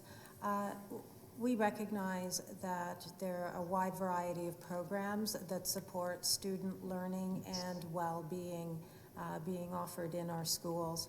It is our commitment, when it is safe to do so, for both our staff, students, and the community leaders who offer these programs, that we will resume them. We recognize that that time likely will not be as we open schools after Labor Day, but we certainly will continue to pay keen interest to the public health context and to talk with our public health team about when it's appropriate to invite our permit programs as well as our community programs back into schools to serve students and communities. Thank you. Trustee Cameron?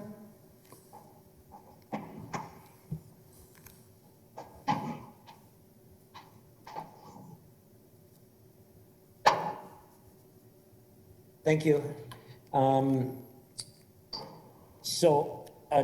Just to clarify, I have 7 more questions, and I too will wait my turn as we move through everybody else's opportunities. So this next one has to do with the slide we saw with respect to the timing for families to change their learning models. The slide, frankly, in my community, raise more questions, should they see that, than answers. They will want to know what are the dates, what are the times, how much time and opportunity do their families have to make a change, should they be in one model, to want to or need to change to the next. But the slide really, I mean, it's August the 12th right now, and families are making decisions on August the 17th, and after that, they may change their mind. But shortly after that doesn't mean anything without dates. So I'm specifically asking, could we understand better the timings? Sure. For families to be able to change their learning models? Thank you, sir. Director Russell Rollins. Thank you very much, Supervisor Rodriguez. I will begin a response to the question by stating that this has been a point of ongoing conversation. Just over the 5 days that I have joined the Peel District School Board, I recognize that the teams have been discussing ways in which to create ongoing access for families to adjust from one model to another, recognizing some of the factors that might influence that decision. It has not been easy for the team to land on only certain periods of time where families may change their decision with regards to their children's learning. So I just want to say that the team has grappled with that. We recognize that flexibility is key for many of our families, not only because of their concerns around health and safety, but with regards to changing circumstances, whether that's moving from one residence to another, or whether it's change in employment circumstances or other factors that influence families' lives. And so with that, I will ask Associate Director Harmon to speak specifically to timelines.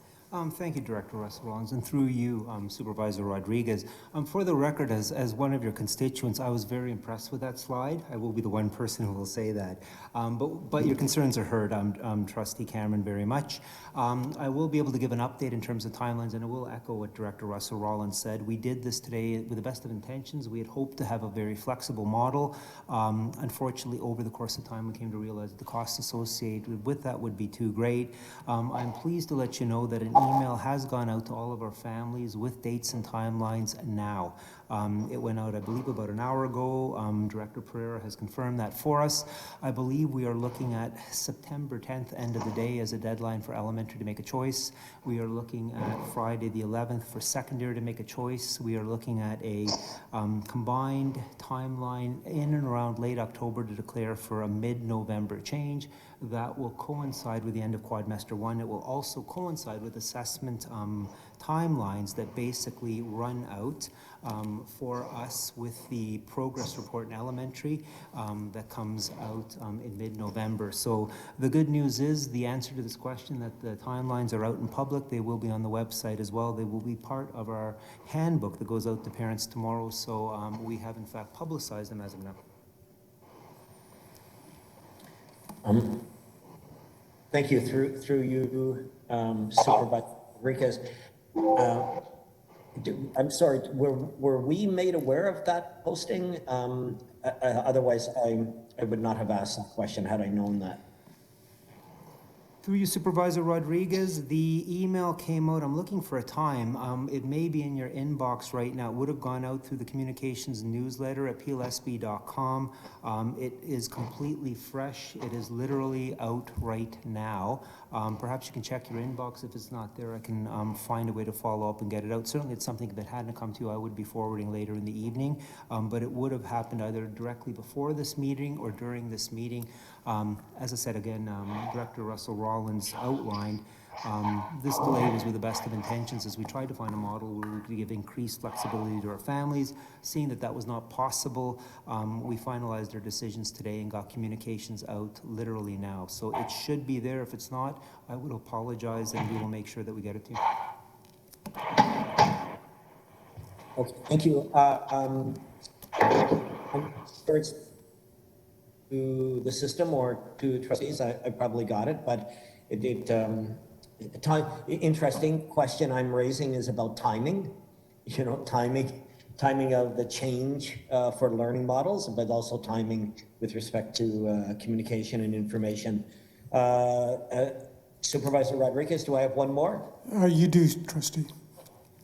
Thank you. So the second question of 7 is that trustees have tonight are having a meeting virtually to discuss the board's return to school model with staff. I'm receiving a number of email from and phone calls from staff and from parents of staff in my community who are saying, okay, you guys are meeting virtually, but you're meeting virtually to talk about a return to school model that staff must soon follow, or my child must soon follow as a teacher. How is it that you don't have to be in time and place and you can be a virtual member of a meeting? Could somebody help me answer that question to my community, please? Thank you. Through you, Supervisor Rodriguez. I guess the answer to that question is, I mean, Obviously, we are working with some compressed timelines. We would have received our reopening guidelines on July 30th. A number of things are evolving. At this point in time, Peel Public Health is asking all of us to hold virtual meetings. I know that myself and Director Russell Rollins have conversations about how that will look like evolving in the fall as we do try to get back to normal. And in fact, that is the goal. So I think part of the answer here is that the world has been virtual since March. It's only now beginning to come back to normal. We are endeavoring to start our year virtually simply to support the mental health of our staff as well as our safety until we can get a grasp on how our buildings will operate in this new world. Again, the hope is that we will begin to meld virtual with face-to-face and proceed from there. Our issues, if you're asking about schools, are that up until I believe about 3 weeks ago, we could not have meetings greater than 10. We can now have meetings inside up to 50. The issue that we have, for instance, in a school is that we still can't have a full staff meeting for secondary staff inside of a building. We can't do that either with a larger elementary, so we're hampered by that as well. In terms of this meeting here, well, Trustee Cameron, there is room beside me, for the record. I think the reality here is, and we do have trustees, Trustee Davies and Trustee McDonald, who are in the room, but I think that the hope is that as we move from virtual back to face-to-face, this is something that we can work through. As a system, I understand that staff are upset and are trying to get their heads around things. We have a significant session tomorrow to share our operating procedures with principals, vice principals. We have our operating procedures going to all staff. This will give context and information, and I wish it had been earlier, but again, working from July 30th to now, we've been going flat out, and this is the quickest that we can do this, but there will be more information tomorrow. We are turning the corner. Parents and staff will be able to turn to their administrator and or other sources of information from schools. So I believe that we are on our way, and I certainly would apologize that these calls and emails have come to yourself, but patience, they say, is a virtue, and if you could stress that, by the end of this week, we'll have information in the right people's hands, and by next week, all will become clear, and certainly the next board meeting at the end of August, Trustee Cameron, you are more than welcome to social distance yourself beside me. So could I just add, sorry, Supervisor, that thank you, Associate Director Harmon, but on the website and on every Facebook and Twitter posting, today, yesterday is advertised as a virtual meeting of the board. And that is what triggers reactions from our communities, certainly from my community. So if we don't want to have a virtual meeting, if we want to have it open, let's have it open. I'm ready to come back when you tell me that this is open for us to return. Thanks, Trustee Cameron. You're always welcome. Trustees in the gallery currently, so you're just not in your seats. And part of that, one of the things that we recognize in this particular meeting for today is it's an extraordinary meeting of the board that happened very quickly in order to get this information out. And secondly, I think what's also important is that as we work through this, we're going to find people within the community pointing out inconsistencies in terms of how we operate. We're going to try and make those more consistent as we work towards ensuring that everyone has equitable access to what it is that we're trying to do. So if people see it as inconsistent, that would be accurate at this point in time, but we are trying to get there. So just bear with us as we try to work through it. Thank you, Supervisor. Moving on, Trustee Benjamin. Thank you, Supervisor Rodriguez. I have two questions. This was asked by a parent at today's Zoom meeting with me and Trustee Lawton. It is about anti-maskers. If parents send their kids to school without the mask because they do not believe in it, what are we going to do? Do we have any protocols or procedures to follow? Thank you. Through you, Supervisor Rodriguez. Ironically, we just began that conversation in our contingency meeting today. It was brought up, I believe, by Superintendent Van Hooijdonk that he has received 2 emails from individuals that would identify themselves as anti-maskers. So we do have a call out to Peel Public Health right now, really to talk about what is the backup for us in terms of local bylaws and or the guidelines that we have received from the ministry. So for lack of a better word, we're trying to find a bit of a legal opinion around that, just ensure that any actions we take are appropriate. That said, I do believe that our first course of action always is to work with the parent, work with the child, help them to understand their role as part of a kind and caring and safe and inclusive learning community. We will certainly work on that first. And again, I think we will want to have some sense of what the legal background to it is going forward. I will share with you, though, that there are exceptions to the wearing of a mask in a school. Most of those are in and around medical accommodations, and we are trying to get clarification from Peel Public Health around that as well. So I'm unsure of what the threshold will be to qualify for that, so that may come into play as well. In short, I just wanted to share the information so that you know that we are thinking of it. It is sort of a fresh concept for us and one that is evolving, but one that we know we have to deal with, and we will. And again, it's something that as it evolves, I'd be happy to get back to you, Trustee Benjamin. Thank you, Associate Director Harmon. I have one last question, and that is related to masks. I go out for a walk every day, and all over the place, I find people, when they come back from work, they just throw their masks on the road, and even sometimes it may be just in front of their houses.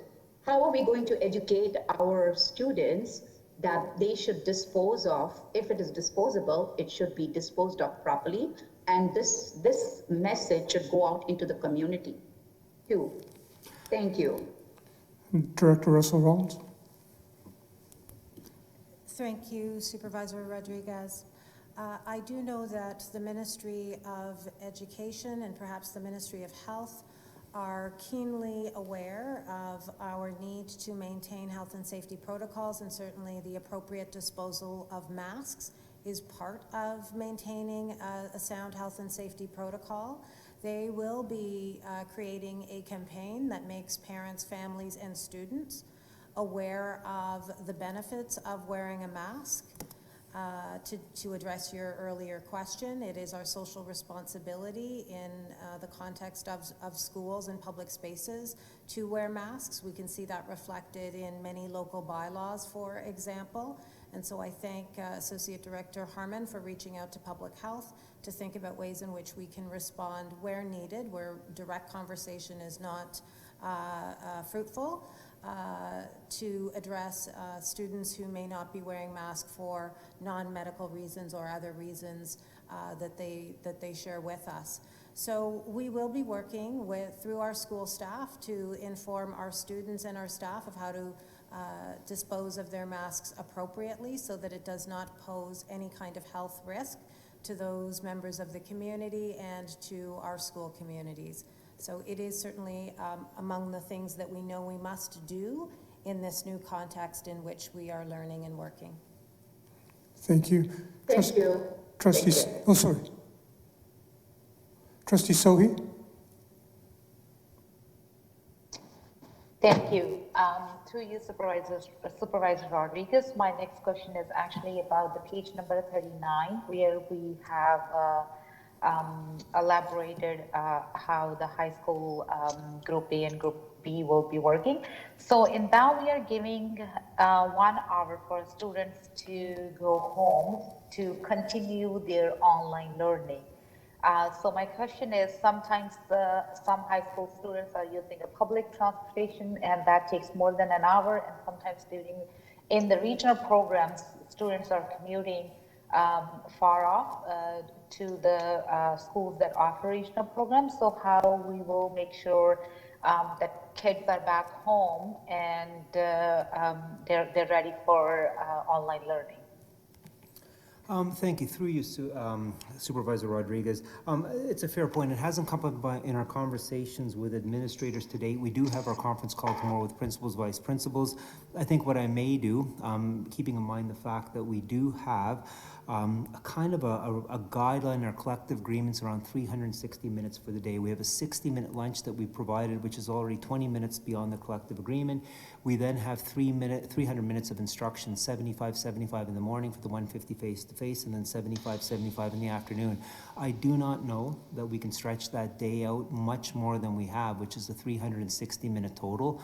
I think that is kind of the limit of what we've been able to get, because keep in mind, we have done all of this work together with our partners from OSSTF as well as our secondary administrators associations going forward. And I've just sort of got a text from Superintendent Dana Sheehan, who's our secondary chair, who is for the most part agreeing with me that the 360 minutes may be our limit. What I will do, and I will commit to this, is tomorrow during our conversation with administrators, if this comes up, we will certainly explore lengthening the lunch period, which is currently assigned. The issue here is, again, the teachers and the teachers' collective agreement and the amount of time the teachers can spend in the building. That 60-minute lunch kind of appears to be our limit. However, if we find ourselves in a situation where we need to stretch that, we can explore that. We can see if District 19 will participate with us in doing that. And certainly if we do have kids who, for whatever reason, miss out on part of the distance learning, we can begin to look at some exceptions as well going forward. So a point well taken. I wish I had a clear answer, but it's something that we will be aware of and see if it is an issue in our schools. Thank you, Associate Director Harmon. Through you, Supervisor Rodriguez, I have a follow-up question to this on the same page. The expectation for learning in this panel includes synchronous learning, which is the second hour at home learning, or I can say online learning. So currently during the summer school and prior to that, it included pre-recorded videos delivered through Google Classroom and Brightspace. So what does synchronous learning or real-time learning will look like during this afternoon? And is there any funding provided for the technology that will allow the genuine live synchronous learning for students to engage in their learning with their teachers? Through you, Supervisor Rodriguez. So I think that the commitment that we've made at this point in time, through again Superintendent Sheehan, and I know that Superintendent Adrian Graham and curriculum is involved with this in terms of what our online learning will look like.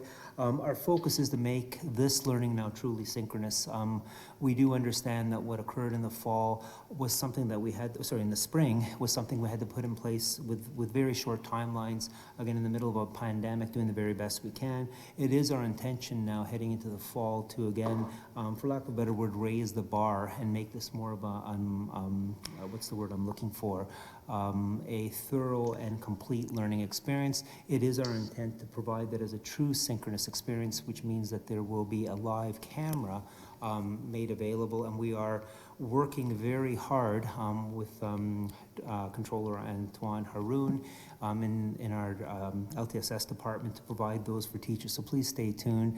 At the present time, our goal is to provide as much synchronous as possible, with the understanding that there may be opportunities for asynchronous, there may be some smaller group synchronous, which necessitates groups of students working on asynchronous opportunities, but we do want to ensure that what happens online now is again something that happens daily with contact with the teacher on a daily basis, and it will be something that will be thorough and rigorous.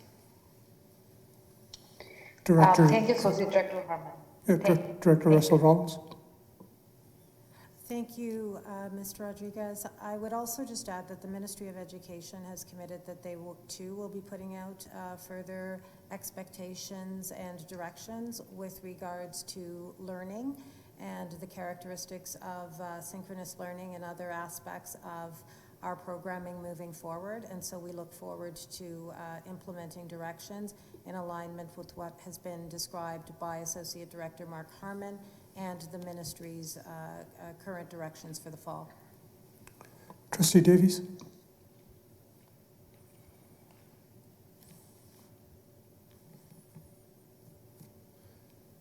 Hi there. I just, through you, Supervisor Rodriguez, if we have a situation where we have a hearing impaired student and the teacher would like to switch to a clear face shield just to help with lip reading, have we done any research on if that's as effective as a cloth mask and if that can be accommodated if both the teacher and the student wish that?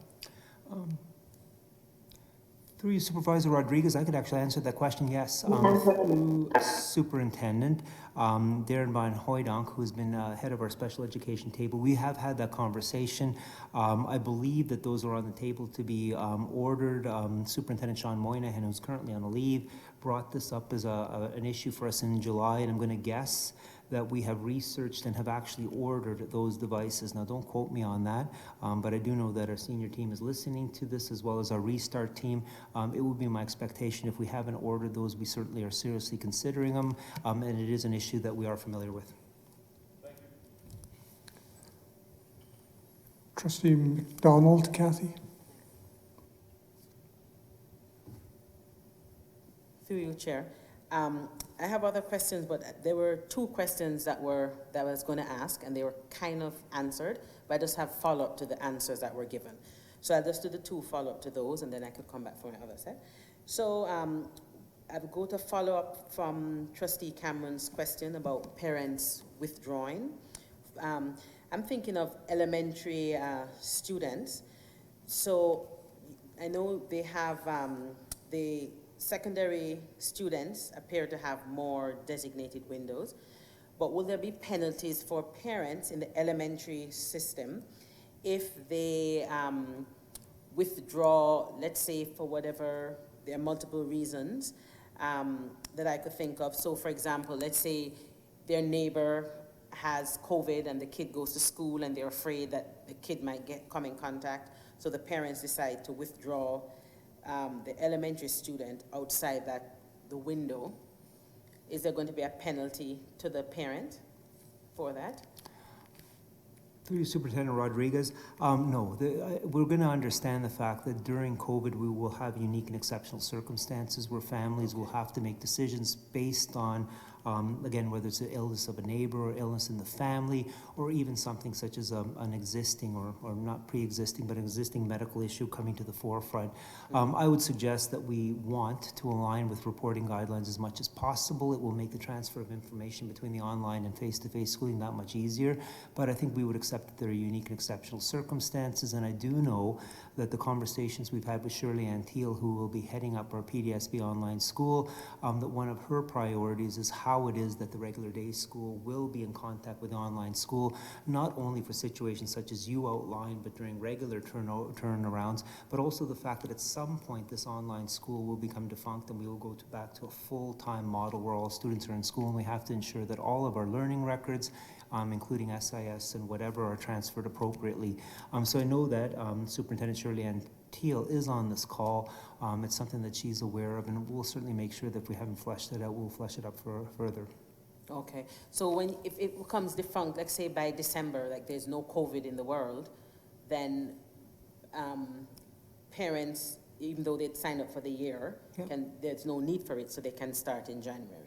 Yeah, so what our intent, sorry, through you, Supervisor Rodriguez, our intent would be, to have multiple entry points during the year. I'm going to assume that if COVID was something that, was dealt with by a vaccine in the fall, the ministry would likely give us direction that it would be around the semester turnaround. To date, it's been very clear that the minister understands how school years work, and that's why we've gone with the quadmester model. So right now, the year looks like it will divide it into 4. Quadmester 1, 10 weeks, quadmester 2, 10 weeks, perhaps a full normal semester. If not, it will be 2 more quadmesters. I would suggest that any decision where COVID were to go away and the ministry were to make a decision to return to normal operations would allow us to align with those pre-existing dates, so end of semester. And the good news is we're trying to make sure that our elementary aligns with it, so progress reports mid-November, report cards typically come out in and around the end of January, start of February when the semester turnaround is. So we will assume that should that situation happen, we'd be able to finish that semester, that term, and then transition from there. And that will have to happen at some point, whether it's the middle of this year, the end of this school year, 2 years from now, whenever COVID comes to an end. I would assume that it will be built into our existing timelines, and we will have a process in place for that. Okay, thank you. And sorry, through you, Supervisor, I have one other thing. I'm just going to give you an update. Sorry to the Trustee Davies' question. We do have health and safety approved face masks that are coming for the hard of hearing teachers. Those are in order, so I can confirm it right now. Okay. Sorry about that. I apologize. Thank you. No problem. And so the question that Trustee Sohi asked with regards to that timetable. So I also had a question about the timetable, because in it, so you allowed an hour for the kids to transition from the school to start the second part of the learning, but also they had no lunch. I find the kids have no lunch time, and like I wouldn't want to encourage kids to be eating on the bus, like they're hungry and wolfing down food on the bus, right? So I'm just wondering in terms of, but you say there's absolutely no way you could stretch, because I find that a bit tight too, and there's no accommodation for lunch for the kids. Through you, Supervisor Rodriguez, I do have a response from Superintendent Dana Sheehan, who would say that they've had a couple of conversations around unique situations, particularly in Mississauga, where there's significant travel involved, a couple of kids who may miss a bit of time. There's been conversations with those principals and know that they can share with teachers, though those teachers can accommodate those students who may not get home right at the start and may need time for lunch.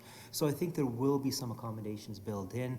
I think we are stuck in terms of the 360 minutes because of collective agreements. We may find some flexibility in some sites, but it does appear that the conversation has already begun with principals and Superintendent Sheehan in terms of coming up with custom-made or individualized solutions. So I would suggest if there are any students out there who find themselves in that position, contact the principal, and I'm again very impressed with the support that Superintendent Sheehan is giving. It's already something that we have thought about and have already begun to move forward with some students. Thank you, because in Brampton, the transit, I'm just concerned, the distance might not be a factor like in Mississauga, but like the timing of the buses that are coming and then the restrictions on how many people can be on the bus. So that's my concern about kids being able to get within that hour and also be able to eat. And it's as long as they're not penalized, you know? No, and they won't be, and it's a point well taken. Thank you. So I'll have... Trustee MacDonald, Brad?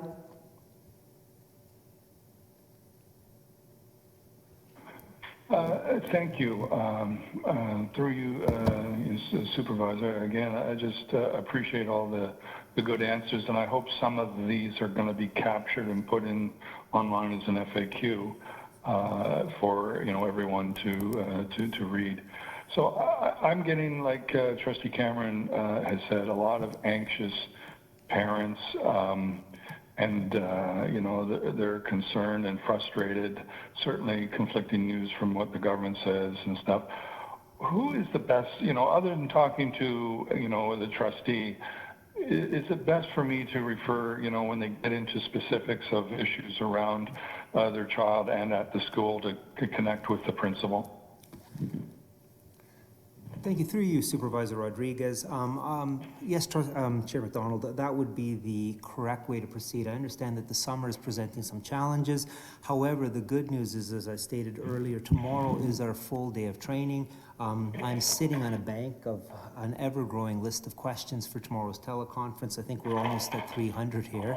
I'm looking at my colleague, Associate Director Graywell. We're going to have a long meeting tomorrow. But the good news is, by about 1 o'clock tomorrow, our principals, vice principals will have most of the key information they need to answer parent questions. I think it is time, come tomorrow, to begin directing people to our administrators. The understanding is that schools are still closed at this point in time, but we have worked very hard to put in place some loo time and additional accommodations so that we do have allowances for our staff to work additional days. Those will begin as early as next week. That will be in place. So the good news is I think it is time to begin referring parents to our principals, vice principals, understanding that if a school is not available because the principal is not in that day or perhaps on a 2-day vacation, etc., our superintendents will be fully briefed tomorrow as well. We have an operational ISS meeting Friday morning at 9 o'clock where the same message will be shared. I know many of them, if not all of them, are on this call right now. Those individuals will be available to answer operational questions as well. So I think we moved through that phase where trustees are the only people that you can reach in the middle of summer, and we're ready to have our operational staff pick it up and move forward as well. So that is the answer, and have a very quick update as well. Supervisor Rodriguez, if that's okay. To go back to the previous question around lunch, I do have a text from Superintendent Jamie Robertson, who is saying that we may be able to extend the day as required, needed the break. We're going to have a serious look at that and go back to our partners, have some conversations, see if we can find some other solutions. So we may, in some sites, in particular where those bus routes are concerned, look at extending the day. So I did want to give that update because he has just reached out to me via text.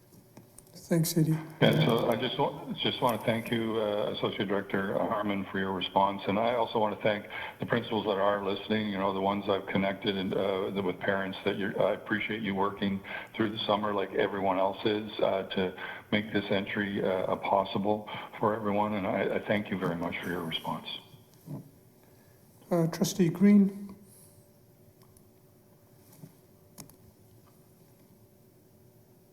Okay. Yes, I got one last question that I want to ask. Now, I have a lot of very small school in my community, and some of these schools are already at capacity. These are elementary school, and I have a couple of my principals that are really concerned in terms of providing safe space for staff and students so that the rules and regulation around social distancing can be adhered to. Is there any plan? Did we look into any plan or thought of any plan how we might support these schools, whether there might be portable or anything like that to support these schools? Because I know some of these very small schools that the space already is limited and very tight. Thank you. Through you, Supervisor Rodriguez. No, Trustee, we are aware of those concerns, particularly some of our older schools. We would be aware of the fact that our classrooms can be as small as 700 square feet, in some places even smaller. We have some bigger ones around 850 square feet. There may be situations we have to think and look at those accommodations. Part of the messaging will be dealing with that tomorrow when administrators come online and begin to ask questions. I've seen not exactly this question, but one that was similar in what we will be dealing with tomorrow. So we are aware of it. We haven't had any direct requests yet, but I think in some cases where we have put classrooms into smaller spaces than normal, we would have no choice but to look at other options. The good news is that in the short term, I do believe that the online, the PDSB online school will take some students out of buildings, so we will have some temporary relief, at least until reorg, and perhaps that's something we can take into account and solve through reorg. But you raised a point that is fair, that I've seen hinted at in the questions that we have, and it certainly is something that we will address going forward if required, so thank you. Trustee Cameron? Thank you, Supervisor Rodriguez. This is question 3 of 7 that I have on my list from my constituents. So I appreciate the opportunity to ask on their behalf. The question is about outdoor education opportunities. I did hear Associate Director Harmon talk about the outdoor education possibilities. What I'm really asking is this something that would be site-based? So I'll just give you an example. And I'm not implying that Caledon schools have larger land masses than Brampton or Mississauga schools, because I really don't know those dimensions. But I'll just give you an example of Caledon Central Public School in 1973, when Bill Davis combined all of the one room schools into a central school called Caledon Central. He also designated 10 acres of land for that school to operate in. So many of our schools are within that dimension. And so given the size of the land opportunities and the spacing that could be possible for classrooms in the outdoor model, and it is true that, and again, I can't speak for south of Mayfield Road, the Brampton and Mississauga schools, but for example, one of our schools, their motto is get outside. That's an actual motto, get outside. And so what they want their students to do is go outside, and they do all of their curriculum outside. So they measure the girth of a tree trunk and the length of a branch and the weight of a rock, and they do their math and curriculum, etc., outside.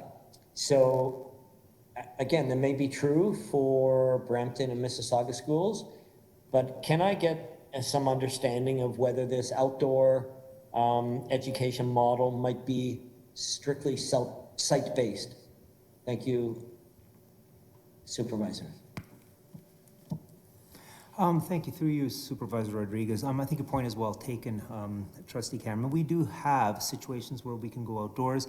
We have in our OP, I believe in a couple places, delineated the fact that schools should be looking at those opportunities to take phys ed classes outdoors, etc., every chance that there is possible.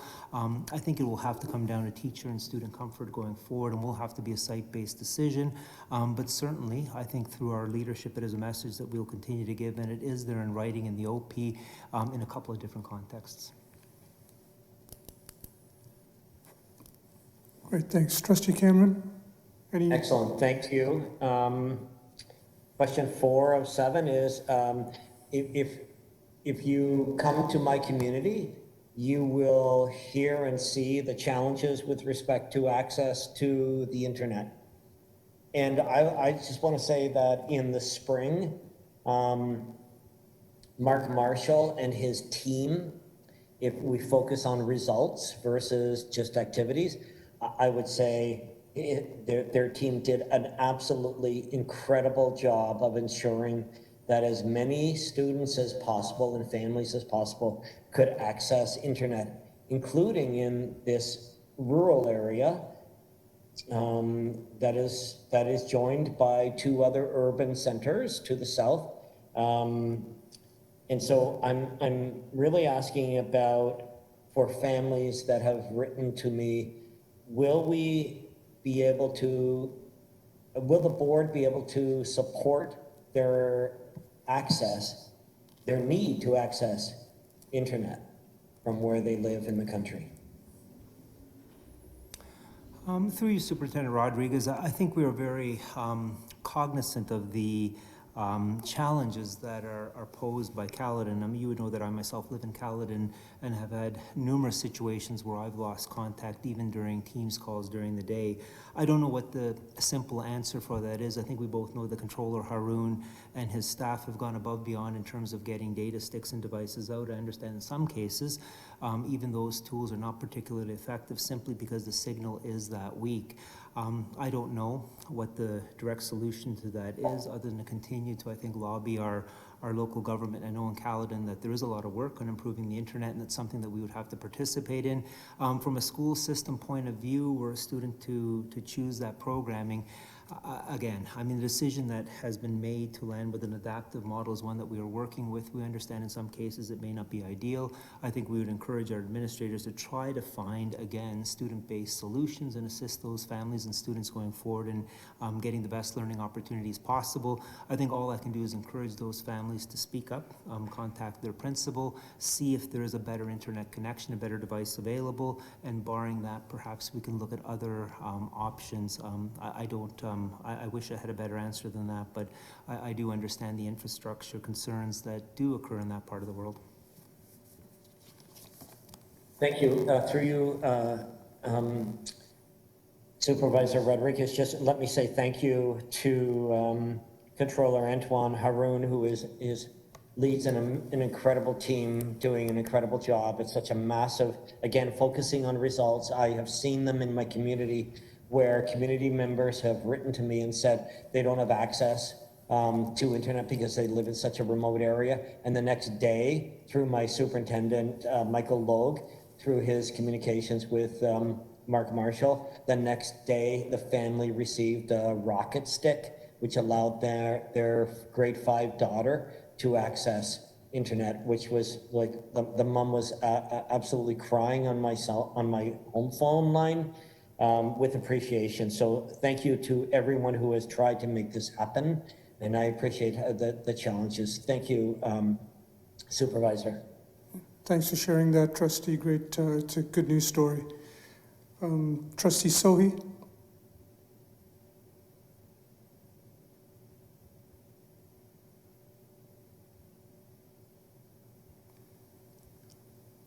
I know that Trustee Sohi is having some difficulty with internet back and forth, so we'll try to get to her when she can. We'll wait for her, but at this point, Trustee McDonald.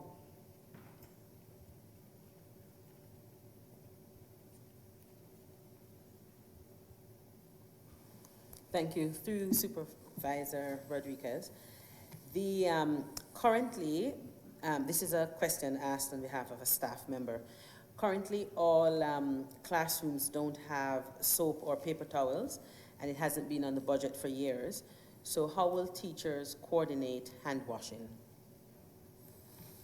Thank you. Through you, Supervisor Rodriguez. I think the issue, as I understand, and it did come up at MJHSC today and has been a running conversation, is that we don't have sinks in every classroom. We also have issues with warm water. I don't believe we have that in most of our classrooms going forward. We also have issues around cleaning and the safety of soap and water getting onto floors. My understanding is, from the conversations we've had with Peel Public Health, that the washing of hands is encouraged. I do believe we are asking schools to build some scheduling in for access around hand washing in washrooms in schools, but it does appear that hand sanitizer right now is where our investment has gone in terms of sanitizing hands. We would not stop schools or teachers from investing in that soap if they had a sink that was workable. However, at this point in time, it just has been where we put our resources, and I know that Controller Hartzma has talked a fair amount about this, and it has gone back and forth with the MJHSC group. That is the decision that we've currently landed upon. That said, no one would stop a teacher from using soap and paper towels in their classrooms if that's something that they chose to do. It just isn't supported centrally at this point in time. Okay, so where would they get the paper towel? Like if the teacher wanted to do it? Yeah, I believe that would have to come either from school budget or the teacher's own decision to provide something going forward. At this point in time, because of the inconsistency and I guess the fact that the sinks that are in classrooms are not serviced with hot water, we would not be providing the paper towels. That's the information I have been given by our facilities folks. Okay, thank you. Through the chair. And I have another question. That we know that in other areas like BC, students return earlier than expected. Won't reorganizing based on students being at home at the beginning of the year cause increased class sizes as we move through the year? So through you, Supervisor Rodriguez, I'll go back to the first question. I've actually been told that paper towels are quite regularly ordered through school budgets, so it is a school-based decision as well. So to go back to paper towels, they can do that. That has been confirmed for me. Sorry, so the question is around class sizes getting too big as the year goes on. So when I talked a little bit about our calendar and how we're looking at going forward, we will have our regular September reorg to establish class sizes, meet ministry targets. We are cognizant of the fact that were students to come back, we may have to reorganize because classes simply would get too big. It's a conversation we've only just begun, but the understanding is that that would be why we'd have to pick dates such as the end of quadrimester 1 or aligning a mid-November date with that same date around assessment, because were we to do it, we'd have to have a mass of kids coming back with a teacher from the online school returning to the regular building. We would not obviously create a situation where the online school became incredibly small and we had classes that would be unsafe and really outside of our collective agreements to any great degree in our building. So we do have a plan for that. It's a little bit messy. It's less than ideal. It may necessitate more than one reorg in a year, which is something our system is not used to. But again, we would not let classes grow to any kind of size that would be unsafe or negatively impact instruction. Okay, thank you. And I'll come back. Trustee MacDonald, Brad, did you have any more questions? I believe you said thanks the last time, but I'm not sure. No, thank you, Supervisor Rodriguez. No, I'm good. There's been a lot of great questions asked, and I think it's great information for everyone. Thank you. Great, thanks. Trustee Cameron, back to you. Thank you, Supervisor. Question 5 of 7. We're almost there.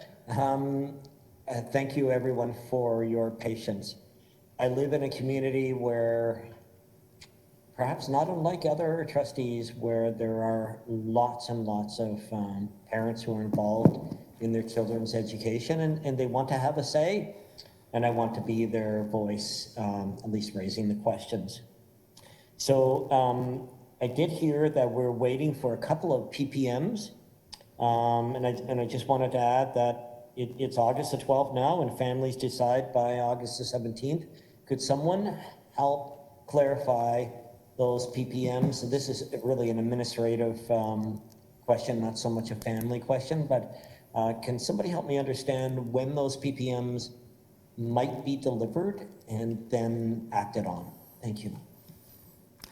Through you, Supervisor Rodriguez, I'll take a run at that. My understanding is they are being written and consulted upon as we speak. I guess the understanding here is that again, decisions were made around July 30th. I'm sure they had some impact on ministry staff as well, who are attempting to get them out. I think we're all anxious to get our hands on them. Again, we are hearing that they're coming both through directors' teleconferences as well as the GTA group of boards who have bi-weekly meetings, or twice a week meetings, sorry, not bi-weekly. Again, I wish I could comment more upon that, but I believe that the ministry does understand the importance of us getting those PPMs, and I would expect them very shortly. Okay, thank you. Through you, Supervisor Rodriguez. Question 6 is, what if we have families on, this is an anomaly to the plan. We have families on vacation who are unable to respond by August the 17th because they're away. They could be camping, they're away in a place where they don't have internet access. Will there be some flexibility that allows those families to still submit their preferred model? Thank you. Through you, Supervisor Rodriguez. I did answer this a little bit of time ago, but yes, the answer here is that we are fully aware of the fact that there are families that have moved, families whose email addresses have changed. We would have those families that are on vacation, etc. We would know when we began this online model that we would not get 100% response by noon on August 17th. And keep in mind, original day was the 14th. We did give the additional weekend to accommodate our families as best as possible. So I'm going to suggest that there will be flexibility. We certainly will have a process where schools will have to begin to try to contact families. We've had the conversation that our default position is that students are coming back to school. For those that have not contacted us, so we are unable to contact them, that is our default position. But we do understand that we will have to approach some families, do our very best efforts to contact them going forward. And even with that, we understand that there will be some walk-ins the first day of school from families that have either moved or because of other circumstances found themselves not able to respond. So the short answer is that yes, we do have a contingency for that. And as always, we will put our families at the centers of our decision making and support getting our kids back into school. Director Russell Rollins. Thank you very much. Through you, Supervisor Rodriguez. It is our commitment throughout this extraordinary fall that we're facing to remain connected to all of our families. We recognize that circumstances will change, and we will do our very best to be agile in our response and supporting their students' education, their children's education and well-being. So whether it's through making a decision a little bit later due to extraordinary circumstances, or whether that's switching options at a particular time, again, due to unpredicted circumstances, it is our goal to maintain our relationships with families and with our students for the long run. Thanks, Director. Trustee Cameron, if you could ask your last question as well, that would be helpful. Thank you. I would like to say thank you to Director Russell Rollins and to Associate Director Harmon for that kind of positive message. So I come from a place where I believe this is the best board in Ontario, that the best public school board exists right here. We have some work to get back to where we were, but that kind of answer that I just heard from two people, two very important people, leads me to believe that we're on the right path to get there, that it's about families and children and success, student success, first and foremost. So thank you to both of you. Thank you, Supervisor Rodriguez. The final question, you clearly were writing how many questions I had to go down. So thank you. We're on number 7. The question is really about teachers and about teacher positions. And I had an occasion to be speaking to a neighbor who is a public school teacher in our board, living in Caledon, teaching in Brampton. And her neighbor joined the conversation, and she's from the Dufferin Peel Catholic School Board. And her question was, for herself and her own board, how long will it be before she gets accessed from her school? And that is based on the unpredictability, I appreciate, of the number of students who will be coming back to school. She's an elementary school teacher. So I really asked the question, sir, what is the likelihood of us accessing teachers if enough students don't choose in-class option? Thank you. Through you, Supervisor Rodriguez. I don't want to create panic in the system. I would prefer not to do that, but the reality is that we are going to have to balance numbers between the online school and our regular schools. Now, the caveat there is my conversation with Abilities as well as updates from Superintendent Robertson is that we are receiving a lot of teachers who are requesting accommodations, and I think that as much as possible, those are the teachers that would begin working in our online school. So that will provide some natural relief to our buildings in terms of the, less teachers in the building and bring our class sizes into a range that would be acceptable to the ministry and keep us going in terms of funding. Beyond that, we had talked about options, as Director Russell Rollins earlier talked about having some flexibility in terms of holding spots in schools for kids in the online school. The reality is the cost for that can very quickly become staggering. Off the top of my head, if we were to have, say, 20,000 students choose an online option, and again, throw that number out off the top of my head, please don't quote me on it, we would be looking at staffing that would probably be over 1,000 staff for that. You multiply that, right, roughly $100,000 a year, you land at a number that is beyond anything that we can budget for. So the reality is here that we are going to have to look hard at our numbers, understanding that our commitment to students is first and foremost, as well as families, but we are going to have to find a way to balance the numbers between online and schools. And as with any reorganization, the teachers will have to go to where the kids are. If the kids are in online, that is where the teachers will have to go. We hope most of them go through accommodations, perhaps.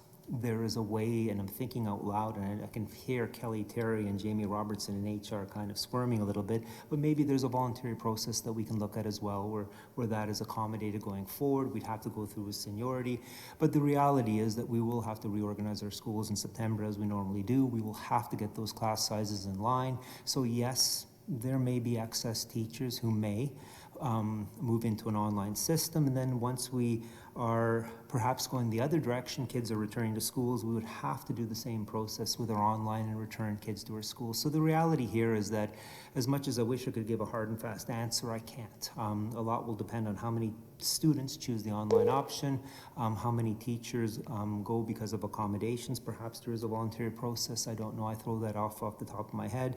But we may get yes to the process where access is required.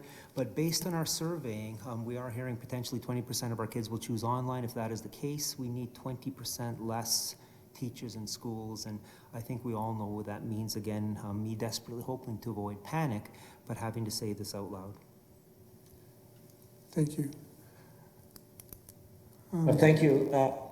Thank you, Supervisor Rodriguez. That would mean we need 20% more people, teachers for online teaching. So based on that final statistic, I just want to say thank you to Supervisor Rodriguez for the opportunity. I really love your model. 2 questions per trustee and then move on, and everybody gets their opportunity eventually to get it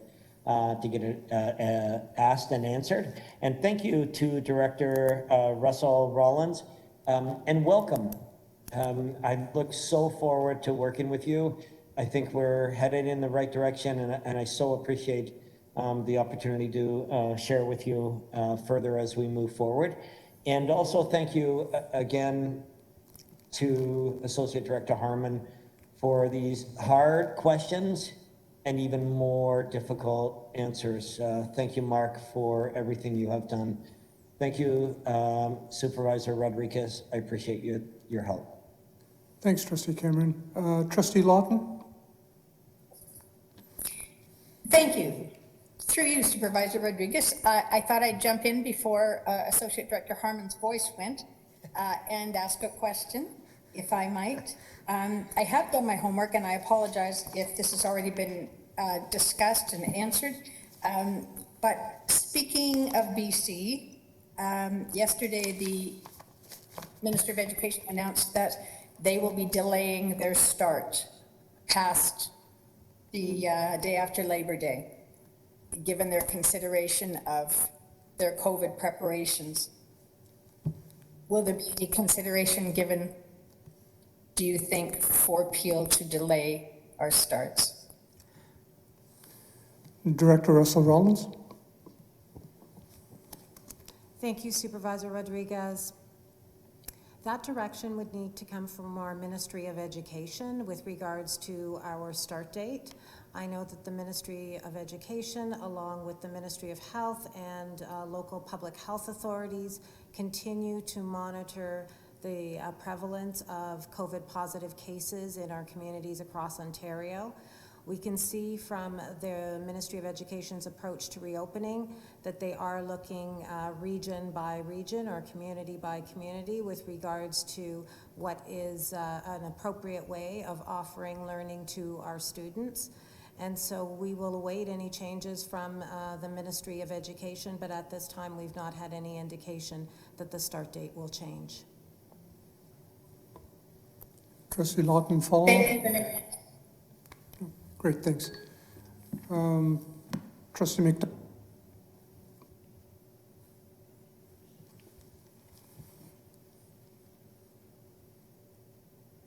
Thank you. Through you, Supervisor. These are my last three questions.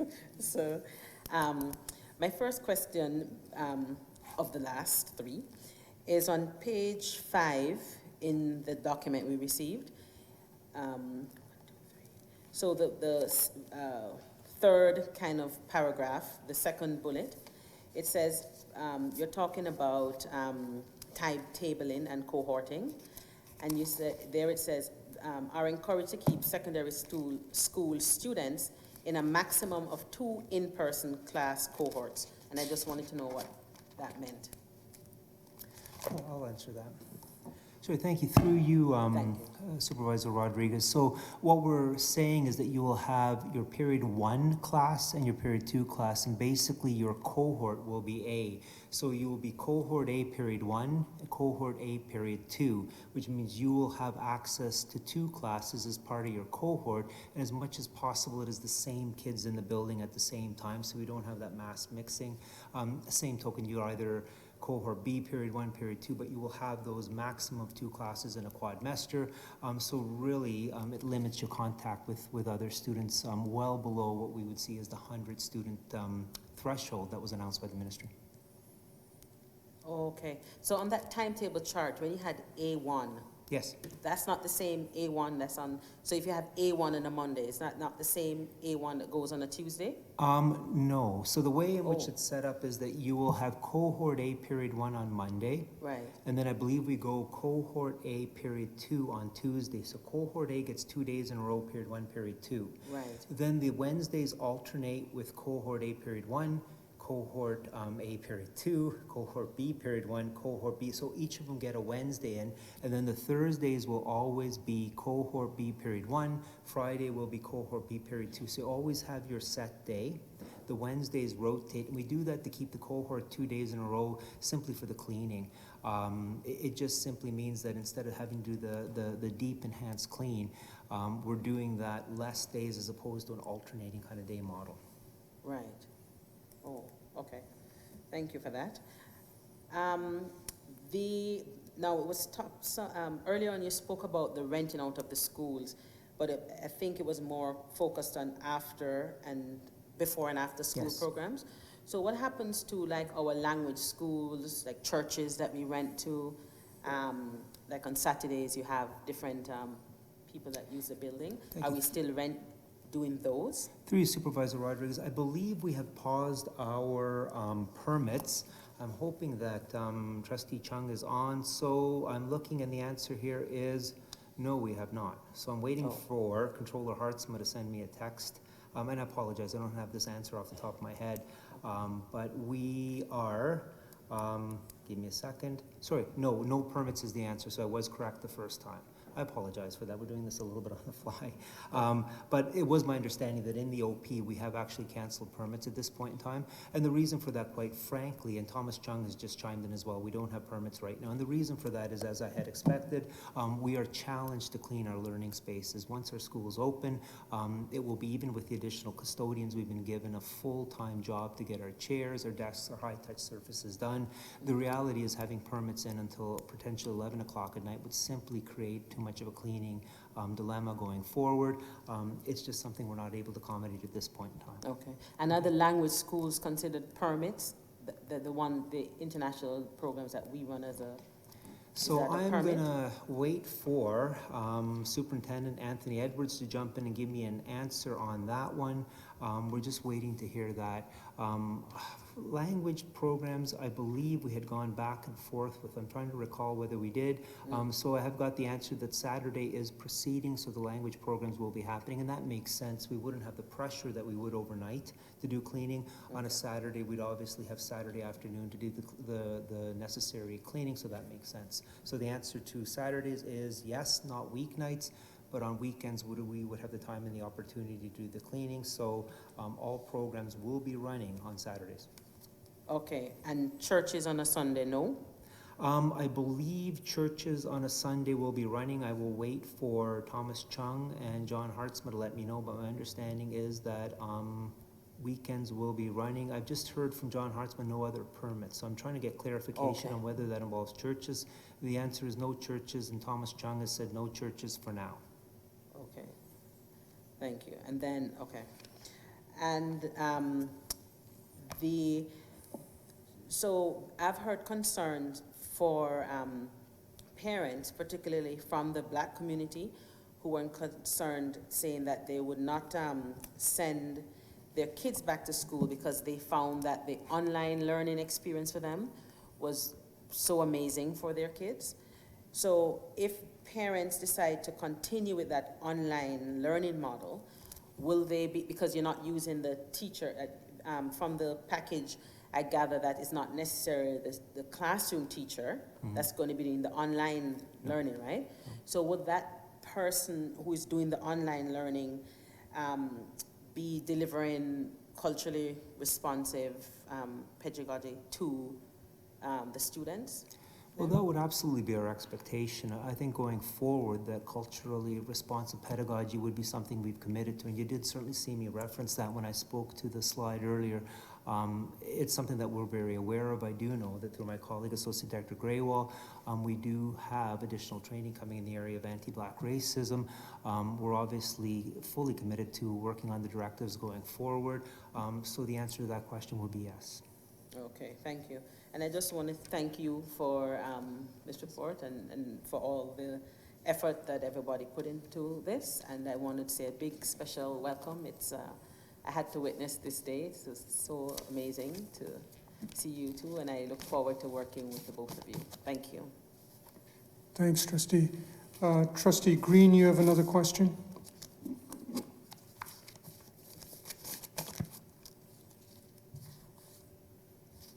Thank you, sir. Just quickly, I got a question here, but before I do that, can I just follow up with a question with Trustee McDonald, Associate Director Arman? So if Saturday program, the language program is running, why can't we run our Friday night program that supports the at-risk youths in the community? Director Russell Rollins. Thank you. Through you, Supervisor Rodriguez. We will provide clarity to the trustees through our trustees bulletin with regards to which programs we are able to support that are additional to our regular school programs. So we will be sure to answer these questions in our upcoming trustee bulletin so that we are accurate. Okay. All right. Thank you. All right. So the question that I have here that I receive, I'm going to read it the way it is. How can we deliver equitable instruction to our deaf and hard of hearing students when students as staff member will be wearing masks, which will make it impossible for them to read lips? The social distancing is also a challenge since mask wearing jeopardizes the quality of sound. How do we ensure that the deaf and hard of hearing community is being supported and while keeping everyone safe? Trustee Green, that question was raised by Trustee Davis a few moments ago and answered. Okay. I heard him ask a question around clear visor, stuff like that, so. It was the exact same question that was written by the individual to all trustees. Okay, all right, okay, thank you. Trustee Benjamin? Thank you, Supervisor Rodriguez. This is my question regarding occasional teachers. Will they be assigned to the same location? I just want to know, you want to put them in the bubble, so will they be in the same locations? Thank you. Through you, Supervisor Rodriguez. We have had a lot of discussions around that. At this point in time, the answer is no. We feel that the needs in schools will be very different in terms of being able to provide our employees the best opportunity and to support sites where there might be 10 teachers absent one day, 0 the next day. I think it makes the most sense in terms of flexibility for us and flexibility for the employee to go forward with that. We are understanding that we do want to protect the bubbles that are our schools as much as possible, but we do have a process and a protocol in place for visitors. There is PPE, there is the understanding of social distancing, there is obviously sign-in as well. I did in fact have a conversation with Shelley Ann, president of our Occasional Teacher Union today, where we talked about the training that will be provided to OTs, and we will be doing that. There will be a full day provided so that they will have the most up-to-date health and safety training as well going forward. So we're confident that we can meet the needs of our employees in our schools in a safe manner. So by way of explanation, the answer is that no, they will not be provided or assigned to specific schools. Schools can make that decision, as can occasional teachers. As always, they will have their favorite locations, but it's not something that we will be mandating centrally. Just going to go back one more time to Trustee Sohi, because I know she was having some technical difficulties. Not sure if that's been solved or not.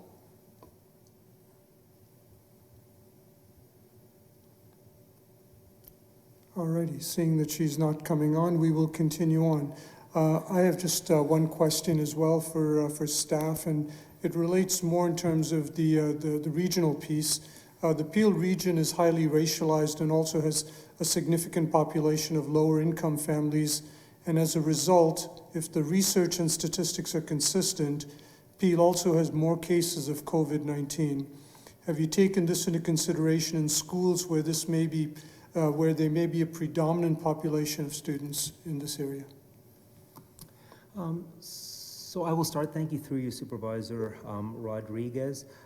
It is part of the conversations we've had. I think I'll go back to the comments or the question that Trustee Green asked earlier in terms of schools that are in some of more established areas overcrowded. We certainly are aware of the fact that we want to make sure that we provide appropriate spacing in those cases going forward.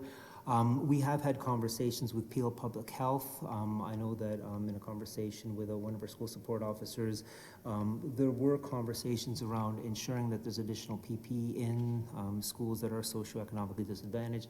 We will be looking at situations where kids will not be coming with the masks, necessarily the hand sanitizer in their lunchbox, etc. We have taken that into account. In a broader context, it has been a guiding principle as we've looked at our OPs. When you look at how we are handling snacks, lunches, etc., we have committed, for instance, keeping our breakfast programs open. That is something that we had to work a great deal with Peel Public Health in terms of our advocacy to say that it's something we wanted to do. It will be on a strictly volunteer basis, but we are quite confident that we will be able to build that in going forward. So when you look at the decisions that we have made, we have sort of intrinsically, as we built this document, taken that as one of our guiding principles. It has informed many parts of the OP, breakfast programs being one, the provision of PPE being another, obviously some education around hand sanitizer, et cetera, being other areas. So it is something that we have recognized and are moving forward with. Great, thank you. Finally, just want to address the director and staff. As you are well aware, trustees and I have received numerous emails, and they've attested to that tonight, from many parents and community folks very concerned about the safe reopening of schools. As well as some people have also noted, some trustees have also noted, this morning we heard about BC backing away from school reopenings. I recognize that not all of this is totally in your control. However, what can you say this evening that would provide parents in the community the confidence that you are treating the health and safety of their children with utmost importance, and that you and we as a system will be nimble enough to respond swiftly to any cases of COVID that may emerge in any of our schools? Director Rollins? Russell Rollins. Thank you very much, Supervisor Rodriguez. I think it's important for our communities and our staff to know that the health and safety of our students and our staff who work in schools and our central offices, as well as our families who are an essential part of our school communities, is at the forefront of all of our decision-making and discussions. It has been to date, and again, thank you for recognizing the enormous staff team who has put together the operating procedures referred to this evening by Associate Director Mark Harmon, as well as some of the key principles within these operating plans. We have not and will not lose sight of the health and safety of our students and our staff. We will do our utmost to mitigate the risks that are in place in our communities and by extension in our schools. We're also committed to your previous question, Supervisor Rodriguez, to differentiating supports. Where COVID-19 impacts communities, if not directly within our schools, we are looking at how we may use our resources and the ways in which we support students' learning on a differentiated basis, whether that's reaching out to local governments around internet access, seeking how we use our resources to support students who don't have that access at home, or the other kinds of supports listed by Associate Director Harmon. So this is at the forefront of my mind as your director of all families in the Peel District School Board, and certainly it is at the forefront of the minds of our staff who've been part of reopening, and certainly our principals, vice principals, supervisors, superintendents, and managers who will be responsible for working with our staff, students, and communities to maintain relationships, but also put safety at the forefront of all that we are doing. Thank you, Director Russell Rollins. Finally, before we get to the approval of the recommendation, I need to say publicly that I want to note that although you as staff have our confidence in the diligent, extraordinary work you have done and will continue to do to ensure our students will be safe upon their return to school, it needs to be noted that the trustees of the board, given their receipt of multiple concerns from their constituents, have kept me abreast of these concerns and have not been neglectful of their duty in any way. They want to send a clear message to the current government that they are concerned about how this back-to-school strategy will play out in September, and they would like to encourage the government to do all the necessary due diligence required in the upcoming days to ensure that all policies related to the safe reopening of schools be vetted through a health, anti-Black African Caribbean, anti-poverty, anti-oppression lens. Furthermore, that the government provide adequate resources, both human and financial, that will guarantee the reopening of schools to be smooth and safe, physically and emotionally for all students and staff. In terms of the recommendation itself, if possible, I would like to amend the recommendation by staff from that the Peel District School Board 2020-2021 reopening plans be approved, to that the Peel District School Board 2021 reopening plans be approved for implementation with the caveat that ongoing consideration be given as appropriate to change parts of the plan as new evidence becomes available that could contribute to the greater physical and emotional health of all of our students that inevitably will lead to their academic success and enhanced well-being. If staff is amenable and are able to deliver on the amended recommendation. Through you, Supervisor Rodriguez, yes, we are. Having heard that then, I now approve the amended recommendation. Thank you to all of you for your questions, trustees, and thanks to staff for your diligent work again. Have a wonderful evening. The meeting is now adjourned.